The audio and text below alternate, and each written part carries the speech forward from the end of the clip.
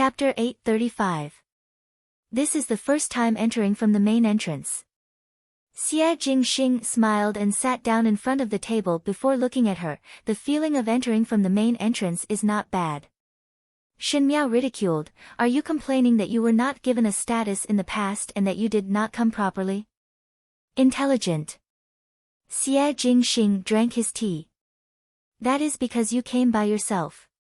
No one invited you." Shen Miao gritted her teeth. Xie Jingxing looked at her with a smile, "For treat me very well, and Biao older sister is also not bad." Shen Miao rolled her eyes in her heart. That was because they had not seen Xie Jingxing's brutal side. If they had seen it, they would not be so good to him. She asked, "What words do you have to say to me?" "The matter that you entrusted me to investigate, I have helped you to investigate clearly," Xie Jingxing said. "Investigate the matter." Shen Miao was too busy these days and had forgotten to ask Xie Jingxing to investigate something, so she asked in puzzlement, "What matter?" Xie Jingxing's eyes flashed, "News of Pei Lang." Shen Miao was suddenly enlightened. Thinking that there was no news of Pei Lang these days, she became really anxious and asked, "What did you find out? Did something happen to him? You are very worried about him." Xie Jingxing raised his brows. "He is a person who works for me." Shen Miao frowned. "All right." Xie Jingxing shrugged his shoulders, "He is not very well now." Fu Xiaoyi seemed to have discovered his identity and locked him in the dungeon of the residence of Prince Ding, and tortured him to force him to tell the truth. Shen Miao's heart tightened slightly. Is he still alive? Fu Xiaoyi did not get the answer he wanted and would not let him die so easily. Xie Jingxing stared at Shen Miao after speaking, "You do not seem to be worried that he would betray you?" "He will not," Shen Miao answered. Xie Jingxing frowned slightly. Shen Miao thought that Pei Lang, this person, even though he was too rational at times, so rational that he was unreasonable, but in terms of loyalty, no one could find fault with him. In his previous life, he worked for Fu Xiaoyi and had always been loyal to Fu Xiaoyi. Pei Lang was brimming with talent, and later on, Prince Shou and the rest also wanted to pull him back from Fu Xiaoyi's hands. At that time, Prince Shou and the rest had the upper hand and could give Pei Lang more than Fu Xiaoyi, but Pei Lang did not waver. Pei Lang was a very principled person, and this principle was above everything else in his heart. For example, in the previous life, he assisted Fu Xiaoyi, so he did his best to help Fu Xiaoyi sit firmly in this position. He used all the people around Fu Xiaoyi that he could use, including himself. Even though afterwards, because of Fu Ming and Wan Yu, Shen Miao knelt down and begged for Pei Lang's help, Pei Lang was unmoved and even watched the Shen family's destruction with his own eyes. Perhaps he even contributed a part of it. But Shen Miao had never doubted Pei Lang's loyalty. Speaking of which, Fu Xiaoyi was impatient to deal with her, and after they got married, he was mostly cold to Shen Miao. Other than the occasional concern and greetings to express his responsibility as a husband, most of the time, Shen Miao was alone in the residence of Prince Ding. Shen Miao wanted to please Fu Xiaoyi and knew that Fu Xiaoyi valued Pei Lang the most. She asked Pei Lang for advice, hoping that Fu Xiaoyi would look at her in a different light. Pei Lang had indeed patiently taught her, and there were no times when he was impatient. Shen Miao's understanding of Ming Qi's structure, other than occasionally hearing Fu Xiaoyi talk about it, most of it came from Pei Lang's guidance. Pei Lang was her teacher in Guangwen Tang, and speaking of which, he could be considered as her teacher in the residence of Prince Ding. So Shen Miao did not suspect that Pei Lang would betray her. Fu Xiaoyi has many tricks up his sleeves. Shen Miao rarely showed a trace of anxiety, especially towards those who betrayed him. Once he discovered such a person, he would never trust them and would personally take action to kill them. Since Pei Lang had already been discovered by him, in order to obtain an answer, Fu Xiaoyi might keep his life, but it does not mean that he would not do other things. If he were to be dismembered. Shen Miao shuddered. Shen Miao had personally seen how Fu Xiaoyi treated those who betrayed him. Shen Miao had also personally seen what kind of place the dungeon was. About from that time onwards, other than adoration towards Fu Xiu-yi, there was also a trace of fear and dread. After all, he was tolerant and gentle in front of others but vicious and merciless behind others. It really made one unable to not feel a chill. Xie Jingxing's eyes were sharp. How do you know how he would treat those who betrayed him? If it was in the past, Shen Miao would be able to hear that something was wrong in Xie Jingxing's words, but now her mind was not here and could not be bothered about it. After thinking about it, she then looked at Xie Jingxing and said, "Do you have a way to save him?" Xie Jingxing withdrew his hand that was drinking tea and said, "Reason." Shen Miao looked at him. His eyes were sharp and did not retreat at all, making one's heart shrink. Because there is no reason to stand idly by. Chapter 836. Because there is no reason to stand idly by. Shen Miao said. Xie Jingxing was silent. Shen Miao herself also knew that this reason could not be justified. In the eyes of others, before cooperating with Pei Lang, she and Pei Lang basically did not have any place to interact. Even in the name of a student and teacher in Guangwen Tang, there were only a few sentences that they had exchanged. When one was not familiar with a person, one would hand over such important matters to him and there was never a trace of suspicion. In other people's eyes, it was naturally strange. Especially since Xie Jingxing was not a careless person. He was good at paying attention to all the details that were overlooked by others and had a keenness that made others timid.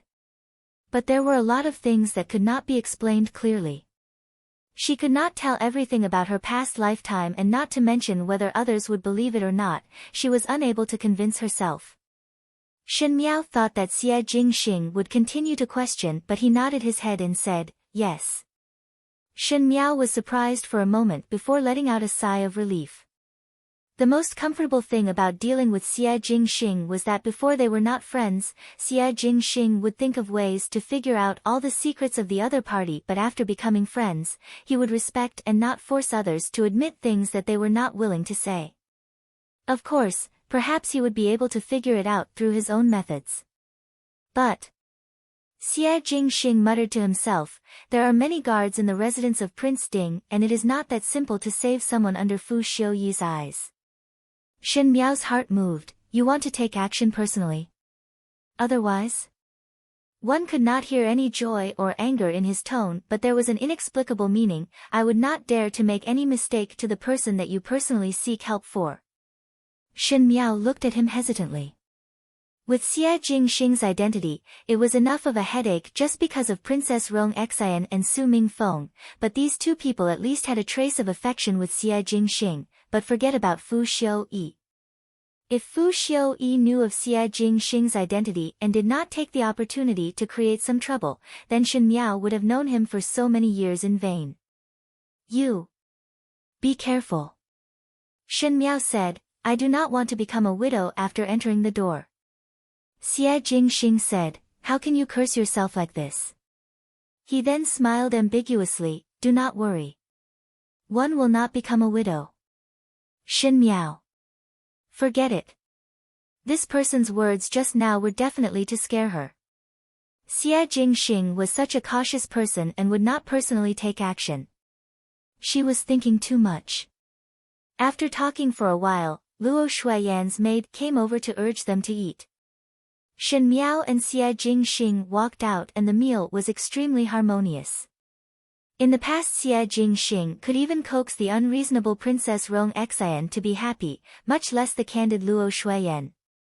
He was knowledgeable and his words were polite so that even Luo Ling Luo could not help but be attracted to his. Shen Xian, who was such a picky person, was also speechless, but Shen Qiu remembered what Shen Xian said to him in the afternoon, that he and Prince Rui should exchange pointers. Halfway through the meal, he threw out a sentence, "One has eaten too much today." Brother-in-law, later accompany eldest brother to exchange pointers. It is not possible to be cooped up in the room all day. We men should exercise our muscles and bones. Shen, Shen, Shen, Shen, comma, Shen, Shen, Shen, Xing, Shen, Shen, He, Shen, Shen, 2.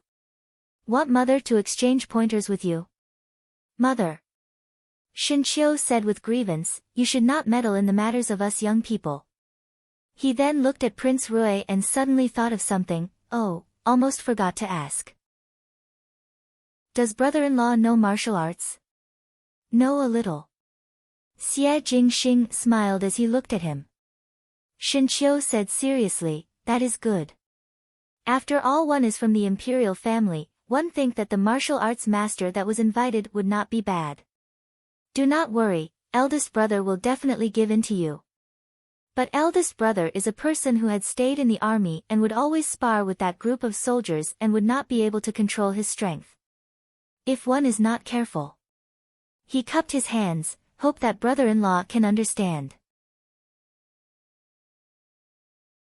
Chapter 837. He kept on calling out eldest brother and brother-in-law intimately, and his words seemed to be filled with guilt, but looking at that expression and tone, no matter how one looked at it, it was filled with excitement. She felt that if it was not for the fact that the meal was not finished, she would immediately pull Prince Rui to the training grounds to spar. Luo Tan and Luo Ling were watching from the sidelines. Luo Tan was thinking that she was also very curious about the extent of Prince Rui's martial arts. The common people knew very little about Prince Rui of the Great Liang and previously only knew that the imperial family of the Great Liang were all beautiful and this Prince Rui was no exception. But the rest was very mysterious and no one had specifically mentioned about his martial arts, so one think that he should not be outstanding. But Luo Tan believed in her own intuition. Last time when she went to the residence of Prince Rui to seek help, she felt that Prince Rui was a very powerful person. Shinchio going up against Prince Rui, what was the situation? Luo Tan had always been a person who would not mind the matter getting bigger and treated it as an onlooker. Luo Shuiyan was so angry that she could not wait to beat Shinchio up, but with Prince Rui here, she had to maintain her good demeanor as the mistress. She could only look at Shin Xian and said in a threatening tone, you do not care? Who knew that Shin Xian, who had always been obedient to Luo Shuiyan, did not even bat an eyelid and swallowed a mouthful of food before saying with an unconcerned attitude, care about what? Young people's matters, let them solve it themselves. Shin Miao could see it in a moment. How would Shin Qiu have such guts to repeatedly challenge Luo Shuiyan's patience? It was obvious that Shin Xian was supporting him from behind. Shin Xian wanted to test Xie Jingxing's martial arts. Shin Miao looked up at Xie Jingxing beside her and seemed to have noticed her gaze. Xie Jingxing turned his head and his lips hooked up.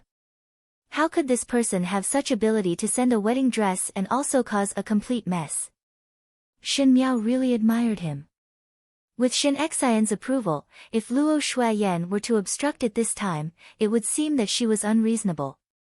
Thus after the meal, Shin Qiu could not wait to pull Xie Jingxing to the open space in the Shin Mansion's courtyard.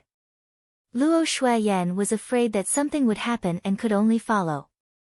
Naturally Shin Xian wanted to watch and Luo Tan pulled Luo Ling along to watch the bustle. Shin Miao had to go even if she did not want to. As a result, the courtyard was surrounded by people, as if they were here to watch the duel. Luo Shuiyan warned Shin Qiu openly and secretly not to let anything happen and to be gentler in his actions. Prince Rui was a scholar and the children of the imperial family had not suffered before, so one must not use the barbaric attitude towards him like how one would treat a soldier's younger brother, and not scare him. Shin Qiu's words went in one ear and out the other and excitedly instructed his men to carry a row of weapons and asked, which one does brother-in-law want, choose first. He spoke in an extremely magnanimous manner. Then, he looked at the weapons he took out. Good heavens, long spears, halberds, iron rods, scimitars, 9-section whips, giant hammers, long swords. There were even a few huge axes. With one look, one could tell that it was an extremely clumsy and difficult weapon to wield. Luo Shuiyan was so angry that she didn't want to watch anymore. Lord Rui was slightly startled. Shin Qiu said complacently, brother-in-law, these weapons are all very suitable. If you like that one, feel free to choose. It can be considered that big brother is going easy on you. Shen Miao, one did not know why, even though the usual Shen Qiu was not a lively person, that was only in terms of worldly wisdom. He still had the coldness and iron-bloodedness that a military general should have. But today, as compared to Xie Jingxing, why did he seem so clumsy, almost like a child? Shen Miao could almost guess how funny his eldest brother was in Xie Jingxing's eyes. Xie Jingxing glanced at the weapons and casually picked up a short dagger from the pile. This? Shen Qiu was surprised for a moment as he did not think that Xie Jingxing would choose a short dagger and said meaningfully, "Brother-in-law has good eyesight. But an inch shorter is an inch more dangerous. Usually not many people would dare to carry this kind of dagger. Do not choose because it is light. It is better to choose this long sword. Even though it is rusty, it is not heavy and you can carry it." Chapter 838. Many thanks to eldest brother. Xie Jingxing smiled, "I want this." Shen Qiu coldly snorted, "Then do not blame eldest brother for dealing with you mercilessly. It is because your choice of weapon is too clumsy." Xie Jingxing's lips twitched. Even though he was wearing a mask, the smile on his lips seemed to have some carelessness and some ridicule which could easily irritate others. Shen Qiu immediately picked up a long spear and pointed it at Xie Jingxing. Luo Shuaiyan covered her face. "Please, eldest brother." Xie Jingxing said politely. Boasting shamelessly. Shen Qiu took the lead and rushed over with the spear. Many years later, the mighty young General Shen would become old General Shen. His military exploits were envied by countless people, and he had won countless battles.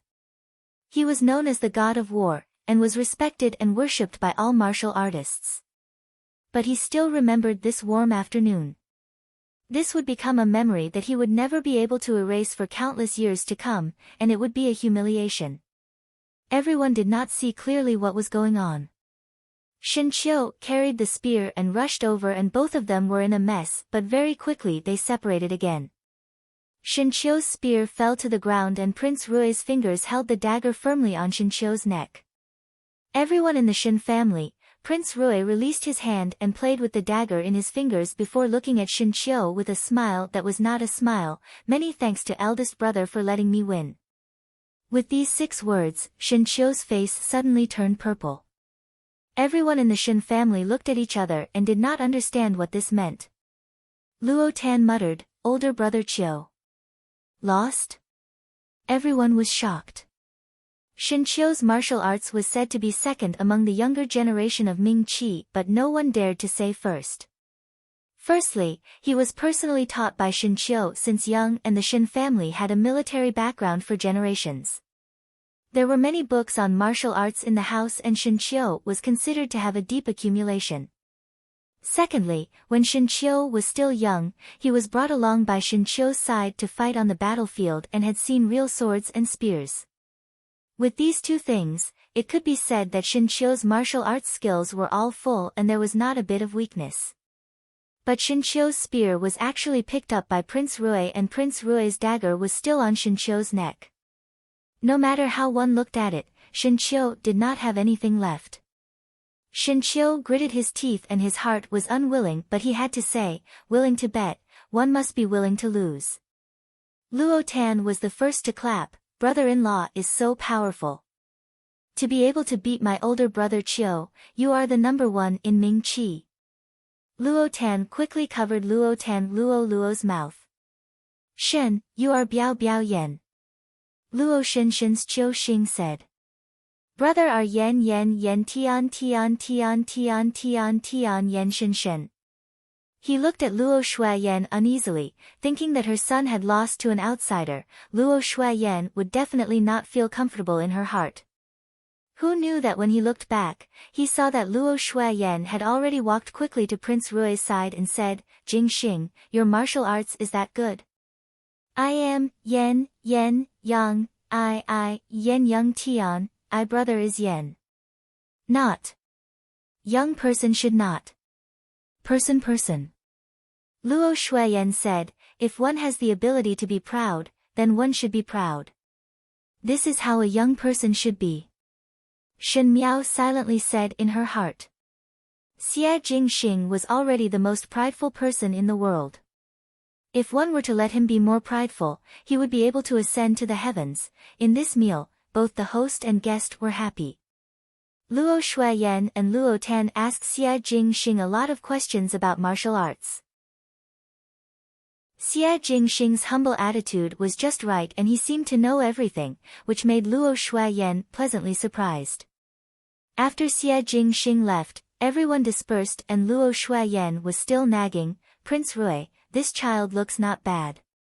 Not to mention his identity, just based on his courage, insight, looks and character, he is one of the best in the world." Chapter 839.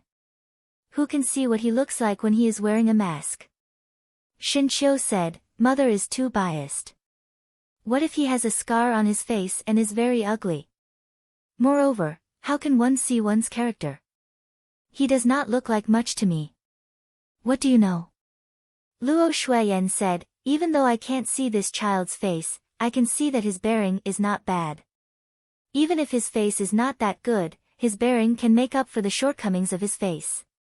Moreover, the bridges that I have walked are more than the roads that you have walked. One can see one's character just by looking at the person's eyes and it is not something that can be faked." Shin Qiu's lips twitched, "Just biased. Shin Qiu, that is enough for you today."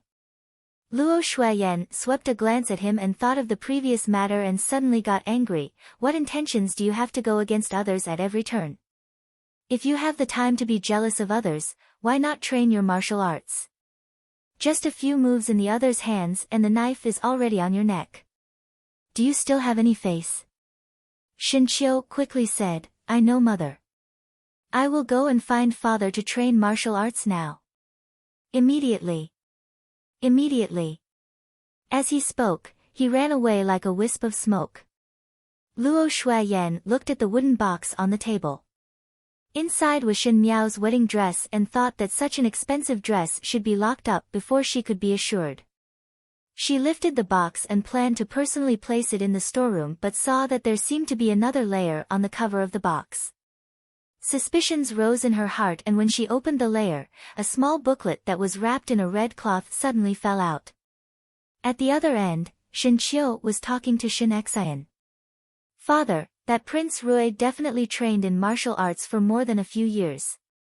From the looks of it, he should have started training since he was young. Otherwise it would be impossible to determine victory or defeat with just a few moves." Shin Qiu thought about it and said, "Moreover, his moves are very ruthless and not inferior to those small soldiers.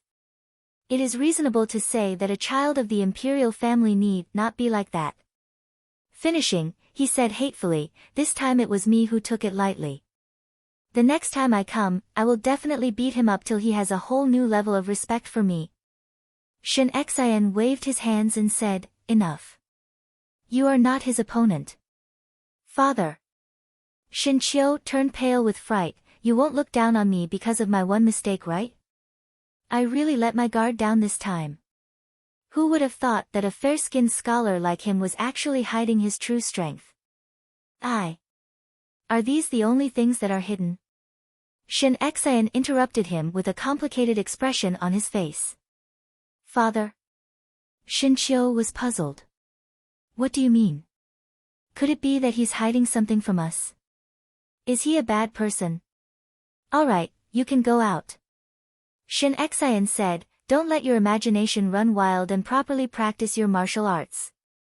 Shin Qiu, he had only been defeated once, but why did he seem to have become a weak scholar? Shin Qiu angrily left. From today onwards, he planned to go to the school grounds every day to compete in martial arts. But, before Shin Qiu left, he could not help but glance at Shin Xian. Why does father look so worried? Shin Xian was indeed very worried and this worry was gradually magnified in his heart to the point that it could not be concealed. He wanted to do something to divert his attention but the more he did so, the more stubborn he thought about this matter in his mind. But he could not say it to anyone else. If he were to say it to others, one did not know how big of a change it would cause. He let Shinchio test Prince Rui's martial arts skills because he wanted to see if Prince Rui had the qualifications to be the Shin family's son-in-law. Before today, Prince Rui was only a name on Emperor Wen Hui's imperial edict, and the Shin family did not expect him to be like that. They saw Prince Rui as a person who harbored malicious ambitions, and Shin Miao's marriage was not equal. Chapter 840. But today, seeing Luo Shuiyan and Prince Rui chatting happily, Shin Xian understood his wife the best, and Luo Shuiyan was very satisfied with Prince Rui. If Prince Rui had already made Luo Shuiyan satisfied, then regarding Prince Rui, it was not as simple as just a name on the imperial edict. For him to become the son-in-law of the Shin family, he would need to go through all kinds of harsh tests. Martial arts was one of them. One did not need his martial arts to be unrivaled, but he must be able to protect Shin Miao's safety. As a woman's husband, if his wife was in danger, at least he would be able to protect her safety. Shin Xian was thinking like this and did not expect that in this competition, there would be some knack to it. The few juniors could not see it clearly, but he and Luo Shuiyan could see it clearly. Especially Shin Xian, he could even see the moves that both of them used when they were confronting each other. Shin Xian had seen Prince Rui's dagger choking technique used by someone before. Xie Ding. The Shin family and Xie family's political differences were passed down for generations.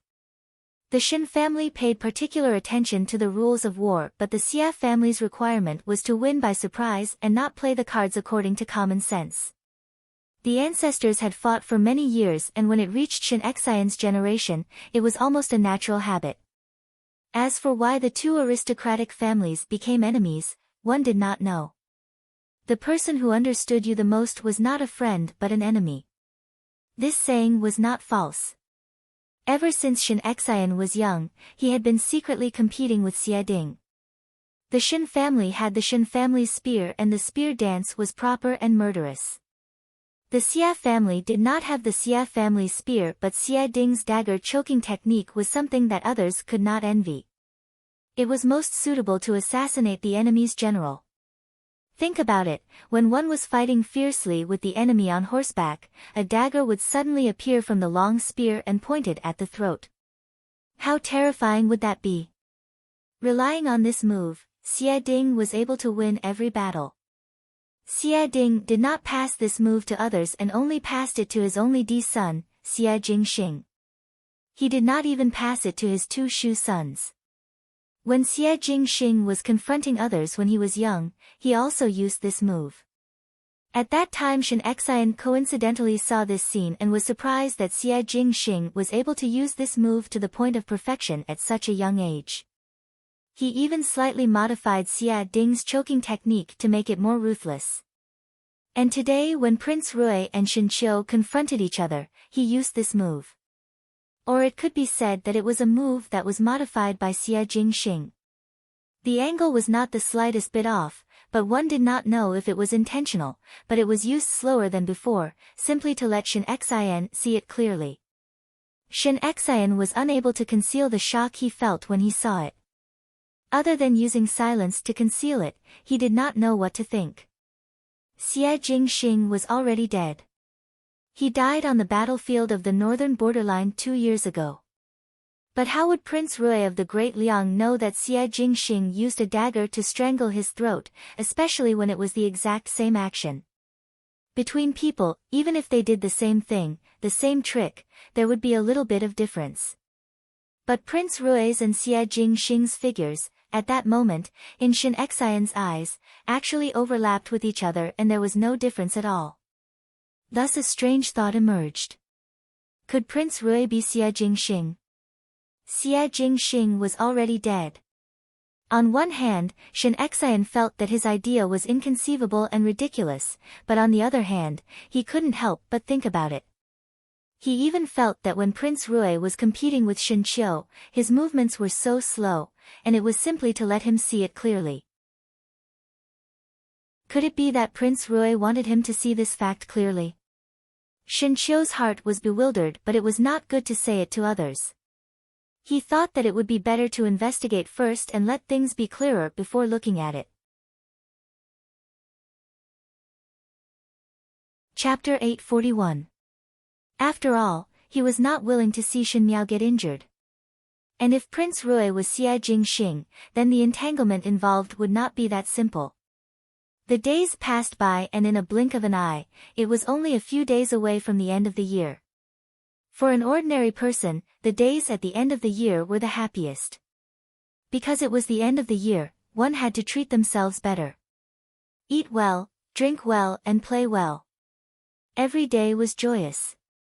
The joyous days were short, thus one would feel that they were living at a disadvantage. But for Pei Lang, the days were like a death by 1,000 cuts. Every day it would roll around his body, torturing and grinding off a small piece of flesh and then continue on the second day. Sometimes one could not wait to die a quick death tomorrow, as it was better than such a long torment. He did not know how long he had been locked up in the dungeon of Prince Ding's residence. Other than the guards who tortured him, even Fu Xiu-yi did not come. The daily torment made him suffer, and his 2 legs were already dripping with blood and sweat. One heard that after today, his kneecaps would be gouged out. After gouging out his kneecaps, he could only kneel and wait for others for the rest of his life. For a proud and arrogant person like Pei Lang, it was undoubtedly a lifetime nightmare. Fu Xiu-yi was indeed well aware of the weakness of human nature. A young person who was in the prime of his life with a belly full of knowledge and a bright future would have to kneel and live from now on. Even if he were to see the light of day one day, his entire life would be completely ruined, and one feared that it would be a life worse than death. What was strange was that even at this time, Pei Lang did not intend to betray Shen Miao. Even though his rationality kept persuading him to say it out. After saying it out, everything would be free. Even if it was death, it was better than to continue endlessly like this. He and Shen Miao were not considered as friends, but it was Shen Miao who used Luing to threaten him, and he had no choice but to do things for Shen Miao. Even though Shen Miao, this person, was fierce every time, she would never lay her hands on innocent people. Even if he really betrayed her, Shen Miao would never vent her anger on the innocent Luing. After all, this kind of torture was just too painful. Even though his rationality was thinking like this, but every time he was about to open his mouth, he would close it at the last moment. It was as if he said it out, he would have committed a heinous crime. Pei Lang thought, could it be that he owed Shen Miao a huge debt in his previous life? He was actually willing to suffer for her sake. It was just that, after so long, no one had come to save him. Pei Lang was somewhat disappointed in his heart. Most likely Shen Miao had forgotten about him, or perhaps in her game of chess, sacrificing an insignificant chess piece was not enough to be taken to heart. Just as he was thinking, he suddenly heard a commotion outside. He didn't know what had happened, but it was noisy and noisy. It was accompanied by the sound of something breaking. The heat wave was almost coming towards him. Someone shouted, "There's a fire! There's a fire!" A fire? Pei Lang's heart was startled. This was Fu Xiu-yi's dungeon, and on normal days, only Fu Xiu-yi's trusted aides and guards would come to the dungeon, and no one else would come. Due to the strict surveillance, they couldn't afford to make any mistakes. But he didn't expect that there would be a fire here, and it would probably be extinguished very soon. But Pei Lang guessed wrongly this time. Not only was the fire not extinguished, it became bigger and bigger. There was even some black smoke that floated in, and the messy footsteps outside gradually became weaker, as if it was getting further and further away. Pei Lang's cell was the furthest away and the innermost cell. Others would not be able to see it on normal days, and it almost separated him here. When the fire came, Pei Lang's cell would suffer. If there was a fire in front, the further in one went, the bigger the fire, separating the outside and the inside into 2 parts. The deeper one went, the more dangerous it was. Generally speaking, no one would dare to go in. Pei Lang would not do so, as no one in this world would risk their lives to save a condemned prisoner like him. Seeing the rolling heat wave, Pei Lang felt that the scene in front of him was familiar, as if he had seen it somewhere before, but there was a sense of relief in his heart. Let it be like this. It was also good to end like this. He had just closed his eyes when he heard an unfamiliar voice in front of him. Hey, are you dead? Pei Lang opened his eyes in surprise and saw a black-clothed person standing in front of him. This person's face was covered with a black veil and one could not see his face clearly, only revealing a pair of bright eyes. In such a fierce fire, there was no trace of panic at all. Seeing that Pei Lang did not answer, he seemed to be somewhat impatient and found a key from somewhere and directly opened the cell door. This person was actually here to save him. Pei Lang's heart actually gave birth to some disbelief, but with this attire and appearance, it was impossible for him to do anything else. But Pei Lang's heart moved. Why was this person's eyes so familiar?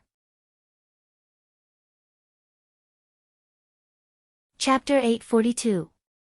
Shen Miao lit up a lamp in the night and wanted to tidy up the books that Shen Qiu sent over during the day.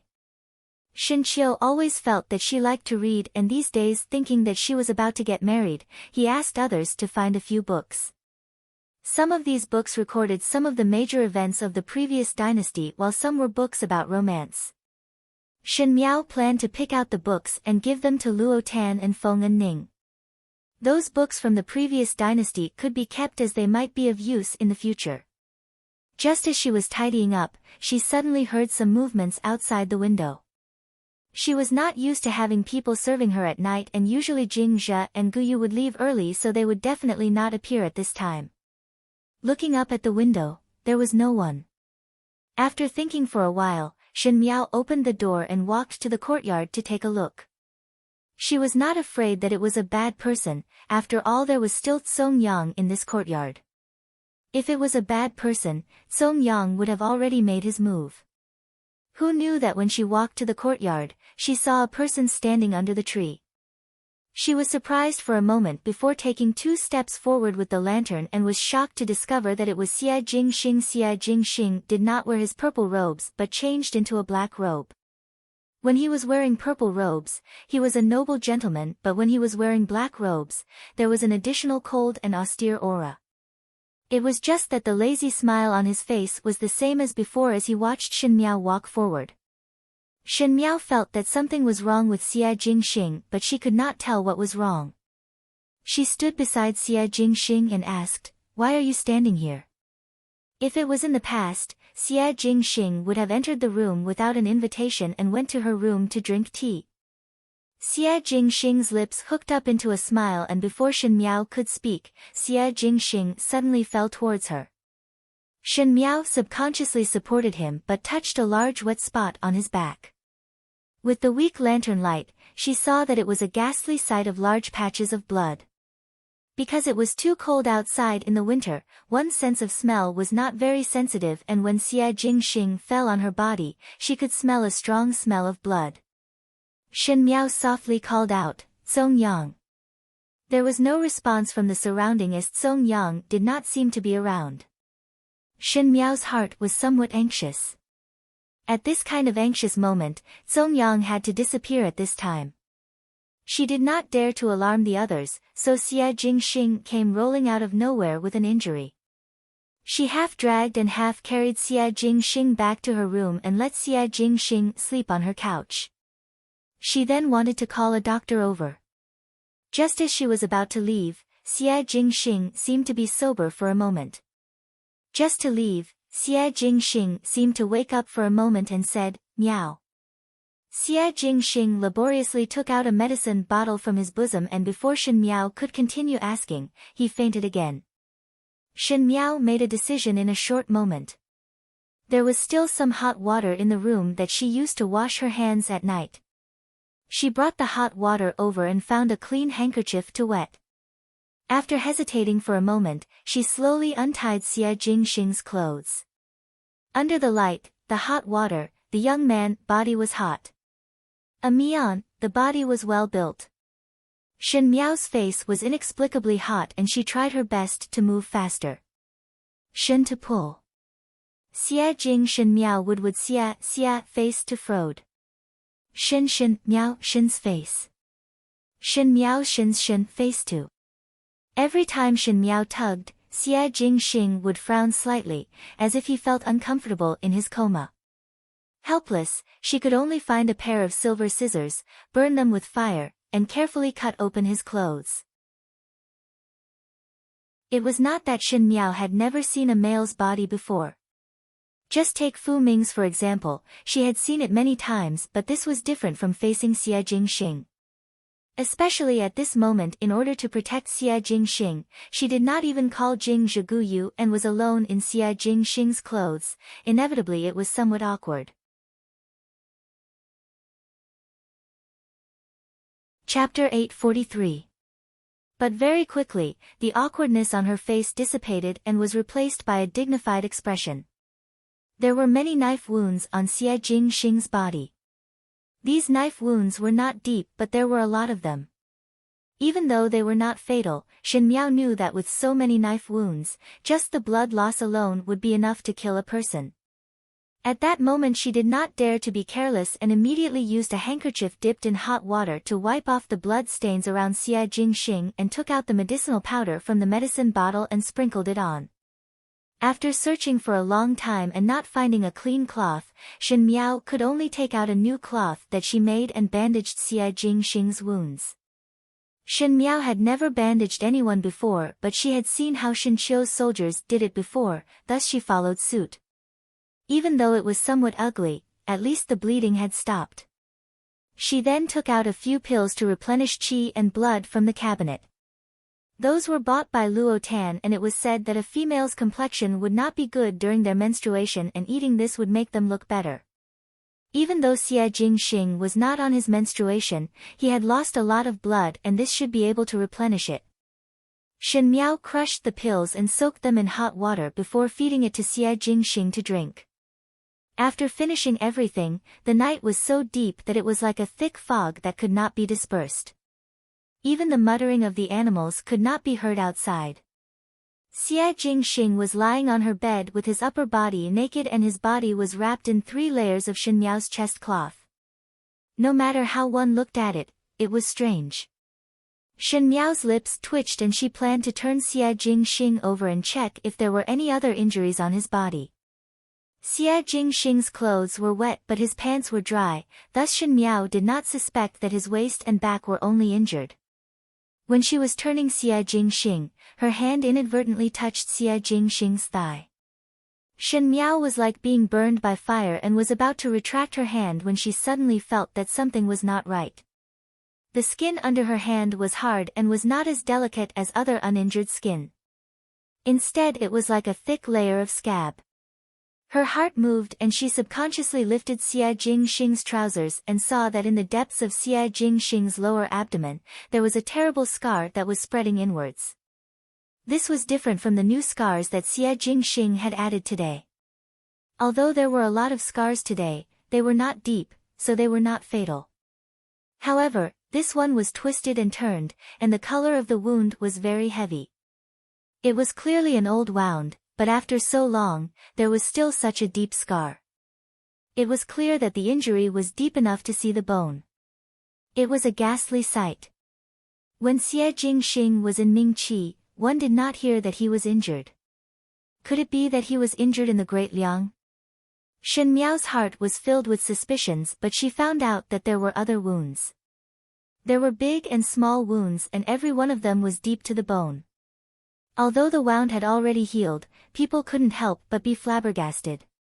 How did Xie Jingxing survive so many life and death tribulations? She did not discover that she had already touched Xie Jingxing's thigh and was about to touch downwards when the person on the bed gave a muffled grunt and grabbed her wrist. Shin Miao's face turned red as she thought that Xie Jingxing had woken up and misunderstood that she was taking advantage of him. She subconsciously looked at Xie Jingxing, but saw that Xie Jingxing's brows were tightly knitted and lips were pursed. Both his eyes had not opened and it seemed that he had not woken up. Shin Miao heaved a sigh of relief in her heart. Even though she still had doubts about those scars, she did not dare to touch further.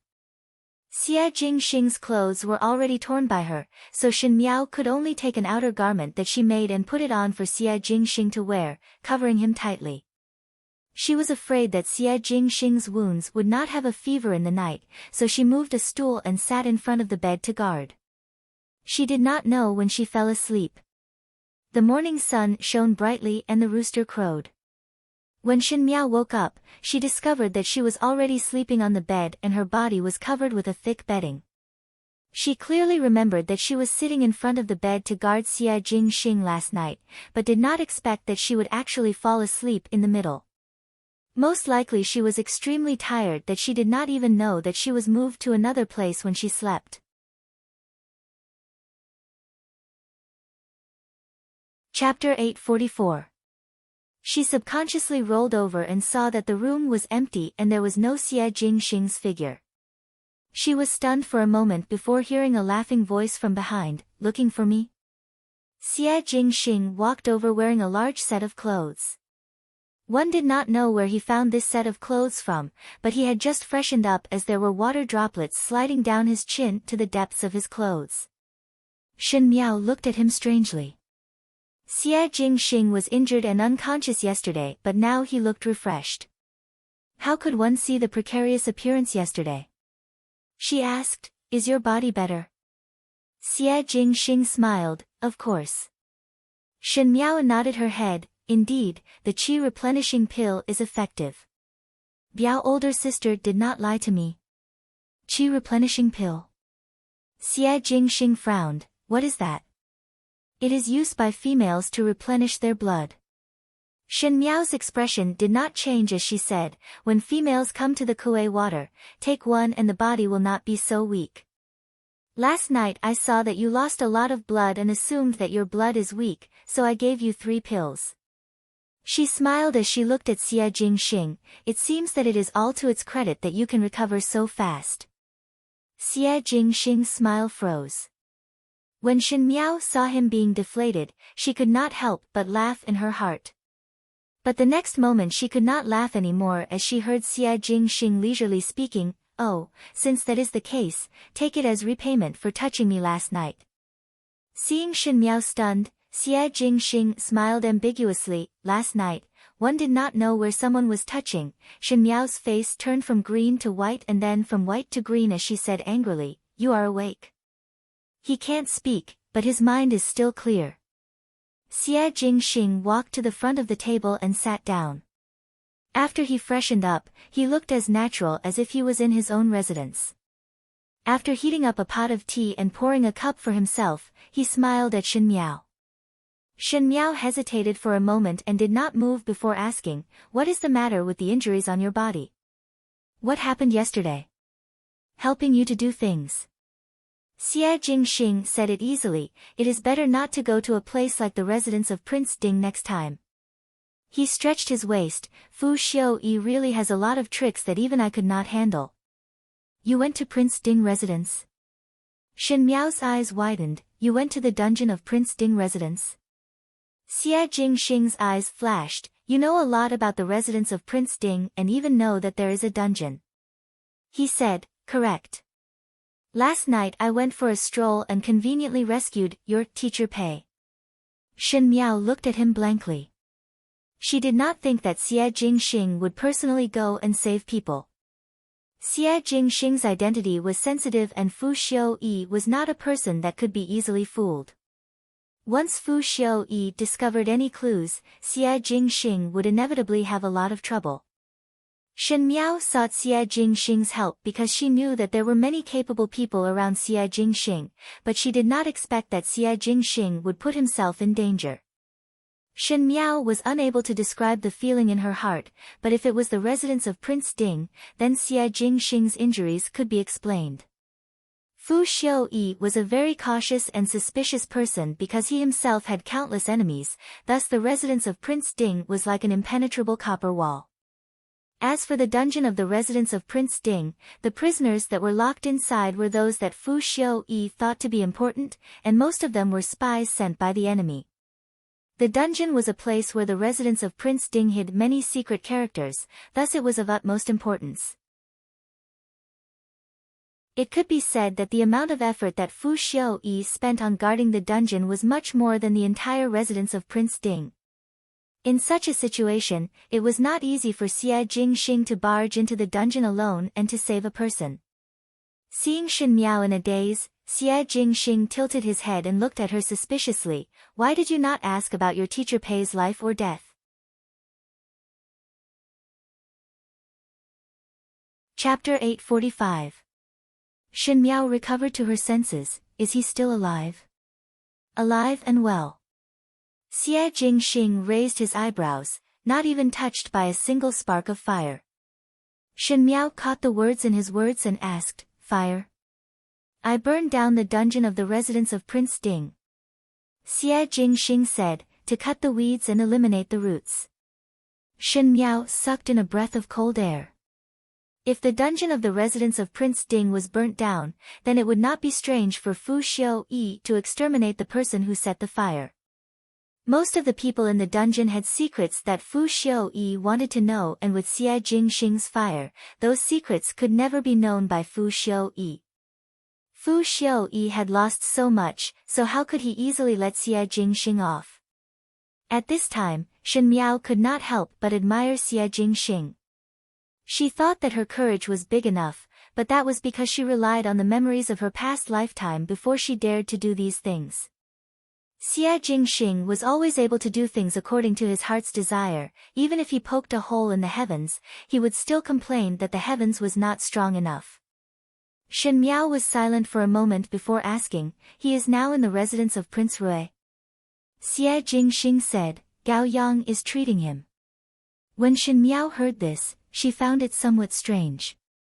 Gao Yang was treating Pei Lang, so why did Xie Jingxing not let Gao Yang treat him and instead came to her courtyard with injuries? Could it be that Xie Jingxing thought that her medical skills were better than Gao Yang's? But she still had a pressing problem that she wanted to clarify. After looking at Xie Jingxing for a while, Xie Jingxing smiled. What are you looking at me for? I am indeed not that kind-hearted. If it was not for you, how did your injuries come about? Shen Miao interrupted his words. There are many guards in the residence of Prince Ding, and there are Fu Xiaoyi's death soldiers in the dungeon. It was rare for Xie Jingxing to explain to her, it is inconvenient to have too many people and one can only go in alone. Not this. Shen Miao paused for a moment before asking, your old injuries, those look very deep. Are they injuries from the Great Liang? Xie Jingxing was startled and did not speak. Ming Qi did not hear the news that your life was in danger. Shen Miao said, but it seems like an old injury. How did it come about? Concerned about me?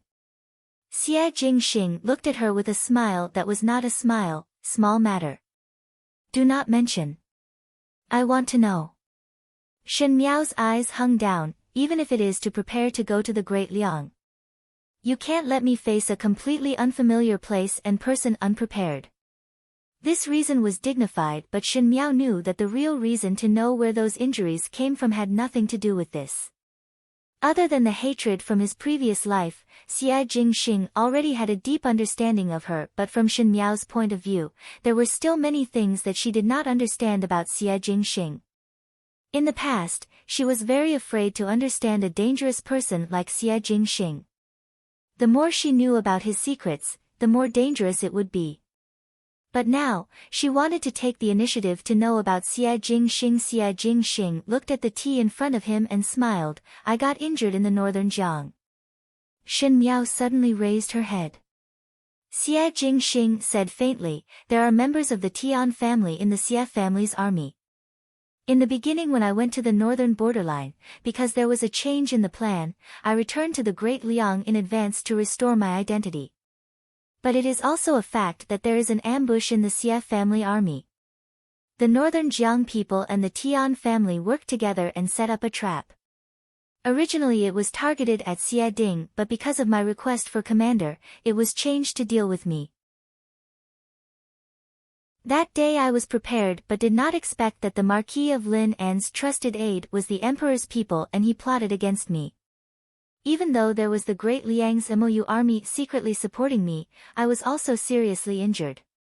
Imperial older brother sent people to beat me at my own game and replaced me with a deceitful beam.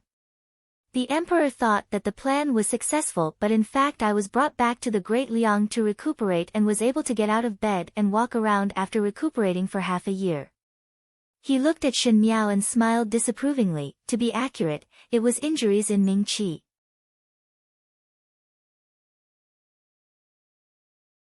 Chapter 846. There was a huge wave in Shen Miao's heart, but in the blink of an eye, she woke up. She was wondering why Xie Jingxing would be injured. So that was how it was. Many things had changed between his previous life and this life, and the father and son of the Xie family were one of them. In the past life, it was the Marquis of Linan, Xie Ding, who went on an expedition and died in defeat. Following that, the residents of the Marquis of Lin and declined, and Xie Jingxing received the imperial general's order to go on an expedition again, but he also ended up with thousands of arrows piercing his heart. Not to mention, if Xie Jingxing faked his death in the past lifetime, there was one point that was certain. The Xie father and son died in the battlefield at the same time, and this was the ending that the Fu family had long planned for the residents of the Marquis of Linan. In this lifetime, because of some changes, one did not know why Xie Jingxing changed his mind and set off for the expedition in advance. The emperor originally wanted to deal with the Marquis of Linan, so he took the opportunity to change it to Xie Jingxing. Xie Jingxing was dead, and one did not expect that the Marquis of Linan would not be able to recover from this setback, thus the imperial family did not need to take action again. In this way, it was in response to what Xie Jingxing said to Su Mingfeng, "The Ming Qi did not nurture me and only erase me." Ming Qi indeed only wanted to kill Xie Jingxing.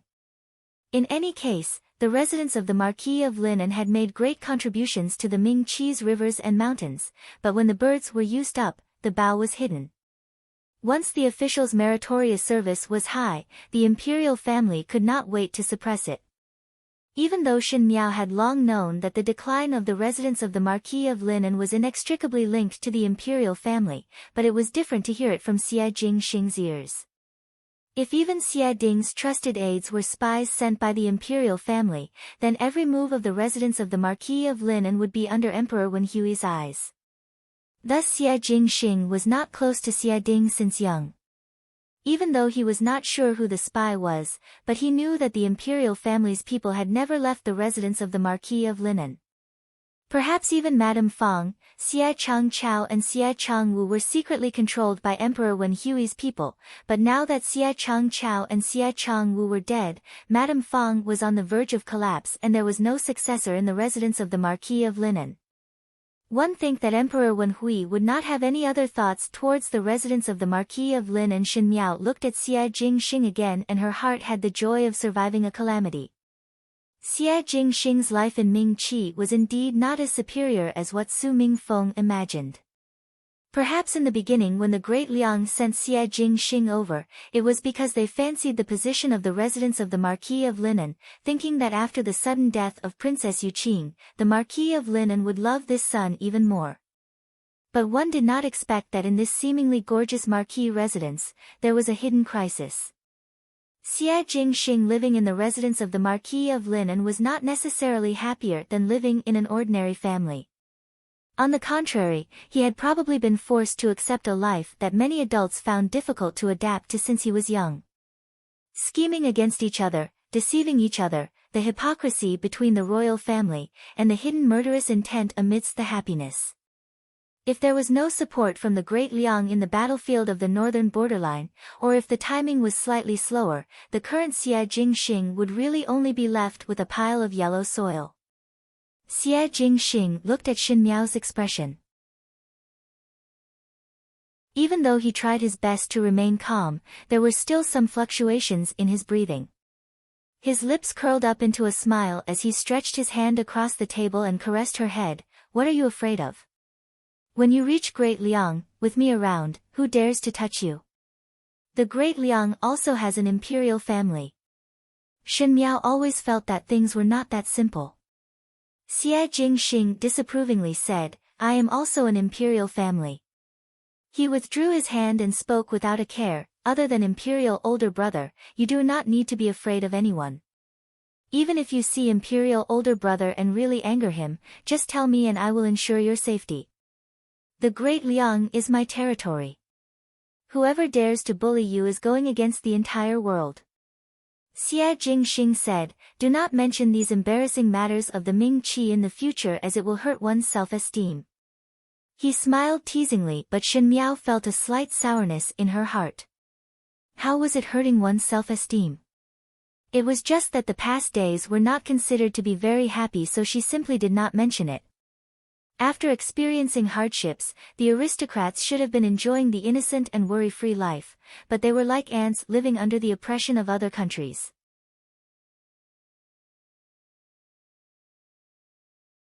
Chapter 847. After speaking a few more words, the sky was bright, and seeing that Jing Zhe and Gu Yu were about to come over to wake Shen Miao up, Xie Jingxing then left. After Xie Jingxing left, Song Yang appeared out of nowhere. Shen Miao stared at him and asked, why were you not around last night? Last night when Xie Jingxing was injured, at that critical moment, Song Yang's figure had disappeared, and now that he came out, he had already left. Song Yang's apologetic voice was heard, young Furen, it is really unfortunate that there was a task yesterday and this subordinate thought that he would return quickly. Who knew that there was a delay midway, and when he returned, it was already the next morning. His expression was vexed and sincere as he asked, does young Furen have any instructions? Nothing much. Shen Miao waved her hands and left after closing the window. Song Yang jumped back onto the tree and his heart felt wronged. Last night, Master instructed him not to make a sound, so Song Yang could only squat on the tree for the whole night and did not even cover himself with a blanket. One did not know what Master and young Furen were doing in the room. Thinking about it again, Master suffered a light injury but still had to rush back to the Shen mansion from thousands of miles away.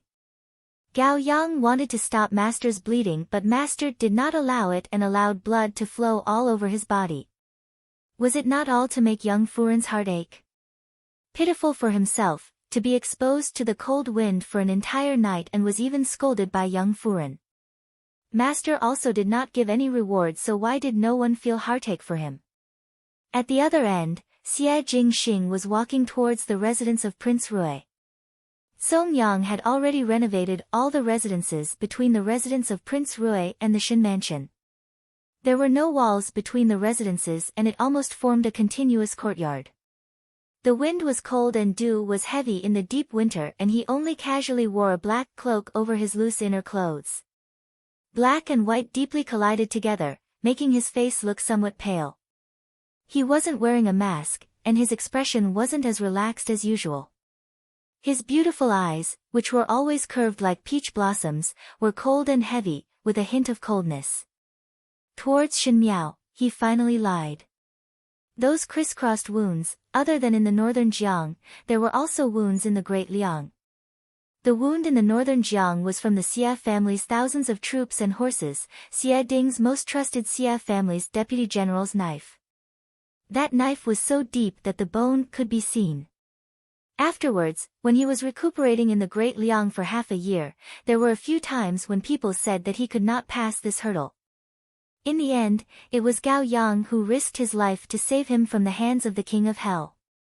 Gao Yang said that if the blade had been a centimeter off, or if he had been delivered to Gao Yang a little later, his life might not have been saved. Other than Gao Yang, Emperor Yongle and his trusted aides, no one else knew about the news of his injury. When he appeared in front of the Great Liang's courtiers again, he was still the handsome Prince Rui with his robes fluttering. It was just that it wasn't easy for a prince to suddenly appear in the royal family. Even if Emperor Yongle used his authority to suppress them, in this world, everything was related to benefits. The appearance of the identity of Prince Rui would cause some people to lose their benefits.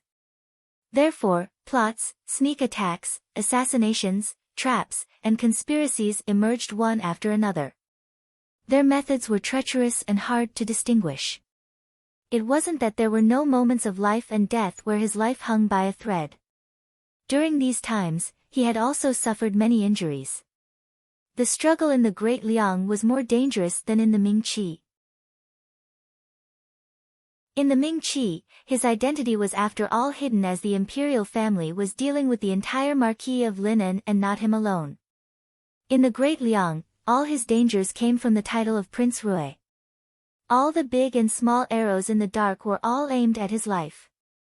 And every time, after a deep crisis, the one who appeared in the court the next day was still Prince Rui with a lazy smile. A long-term plan. In everyone's heart, Prince Rui was a scheming and ruthless enemy. They no longer acted rashly. They respected and feared him. In their hearts, they could not wait for Prince Rui to die, but on the surface, they had to bow to Prince Rui. That was what Xie Jingxing risked his life to fight for. He used 2 years of time to stabilize the identity of Prince Rui in the Great Liang, and no one dared to doubt him, provoke him or scheme against him. Those fights in the snowy nights, the traps in the court, were all shredded together like the black robe last night. Those who stood in the sunlight were forever noble, elegant and spotless people. Shen Miao said, even if it is to prepare to go to the Great Liang. You cannot let me be unprepared to face a completely unfamiliar person and place. In this winter morning, Xie Jingxing was walking slowly and his green boots made a rustling sound as he stepped on the snow. There were ice crystals swaying on the trees like hanging jewels. A faint smile slowly floated on his lips. What was there to prepare for? Anyway, all the troubles would be swept away by him before that.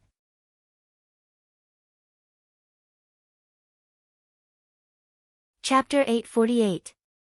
On this day, there was an uninvited guest in the residence of Prince Rui.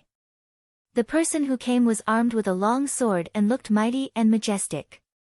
With one look, one would know that he was someone who had gone through many hardships on the battlefield. His brows were resolute and there were traces of hardships as he stood straight at the entrance of the residence of Prince Rui. The guard at the door stopped this burly man, but this man said, "Bring me to see Prince Rui." This person's tone was really big, but the people of the residence of Prince Rui were used to being overbearing and even the servants had some arrogance. One did not fall into this person's trap and instead said respectfully, "There is no invitation. His Highness does not see outsiders." Just as the burly man was about to get angry, he heard a surprised voice from inside, "General Shen." Looking up, it was Tai Yi who walked over in big strides. When he walked closer, he glared at the guard and said respectfully, "General Shen, this servant is not sensible and hope for the magnanimity to forgive. This subordinate will bring you to see His Highness." That guard's eyes widened. Most likely he just understood what kind of person General Shen was and then looked suspiciously at the other party, as if he did not expect that the other party would come at this time. Shen Xian had a stomach full of anger and these days he tossed and turned restlessly.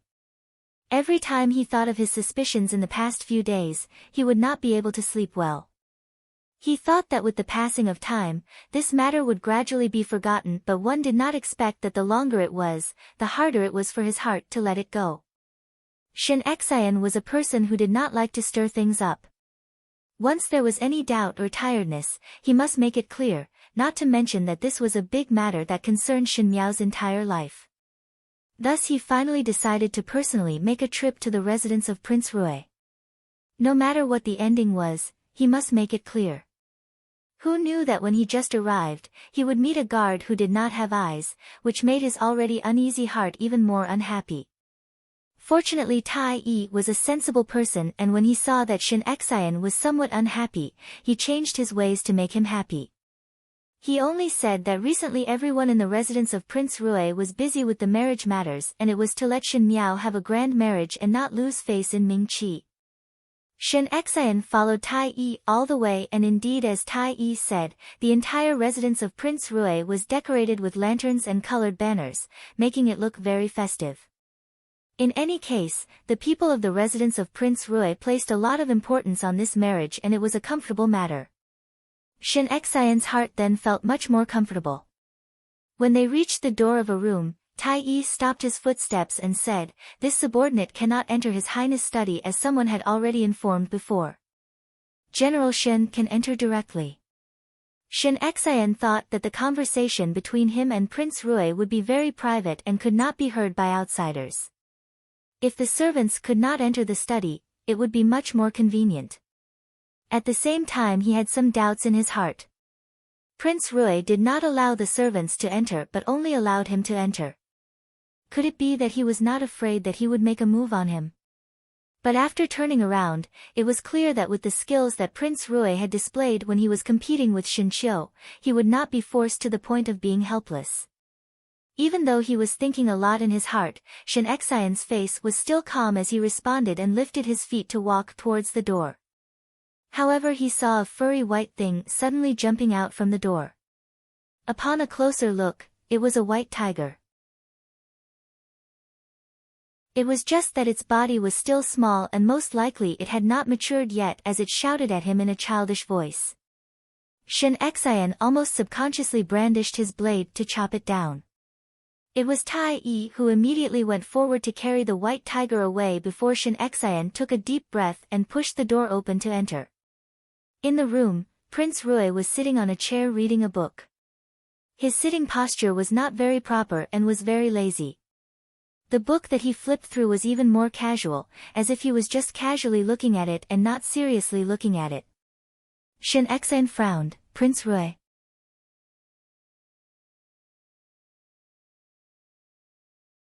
Chapter 849. Different from Luo Shuiyan, even though Prince Rui intimately let everyone in the Shin family call him Jing Xing, and Luo Shuiyan did so, Shin Xian's heart could not get over this hurdle. Males and females were different. Females could rely on their intuition to judge if a person was friendly or malicious, but males could not rely on intuition. Especially Shin Xian, he was more willing to rely on evidence to do things. Prince Rui looked up and casually placed the book on the table. Shin Xian saw that it was a military book and it was a very obscure military book.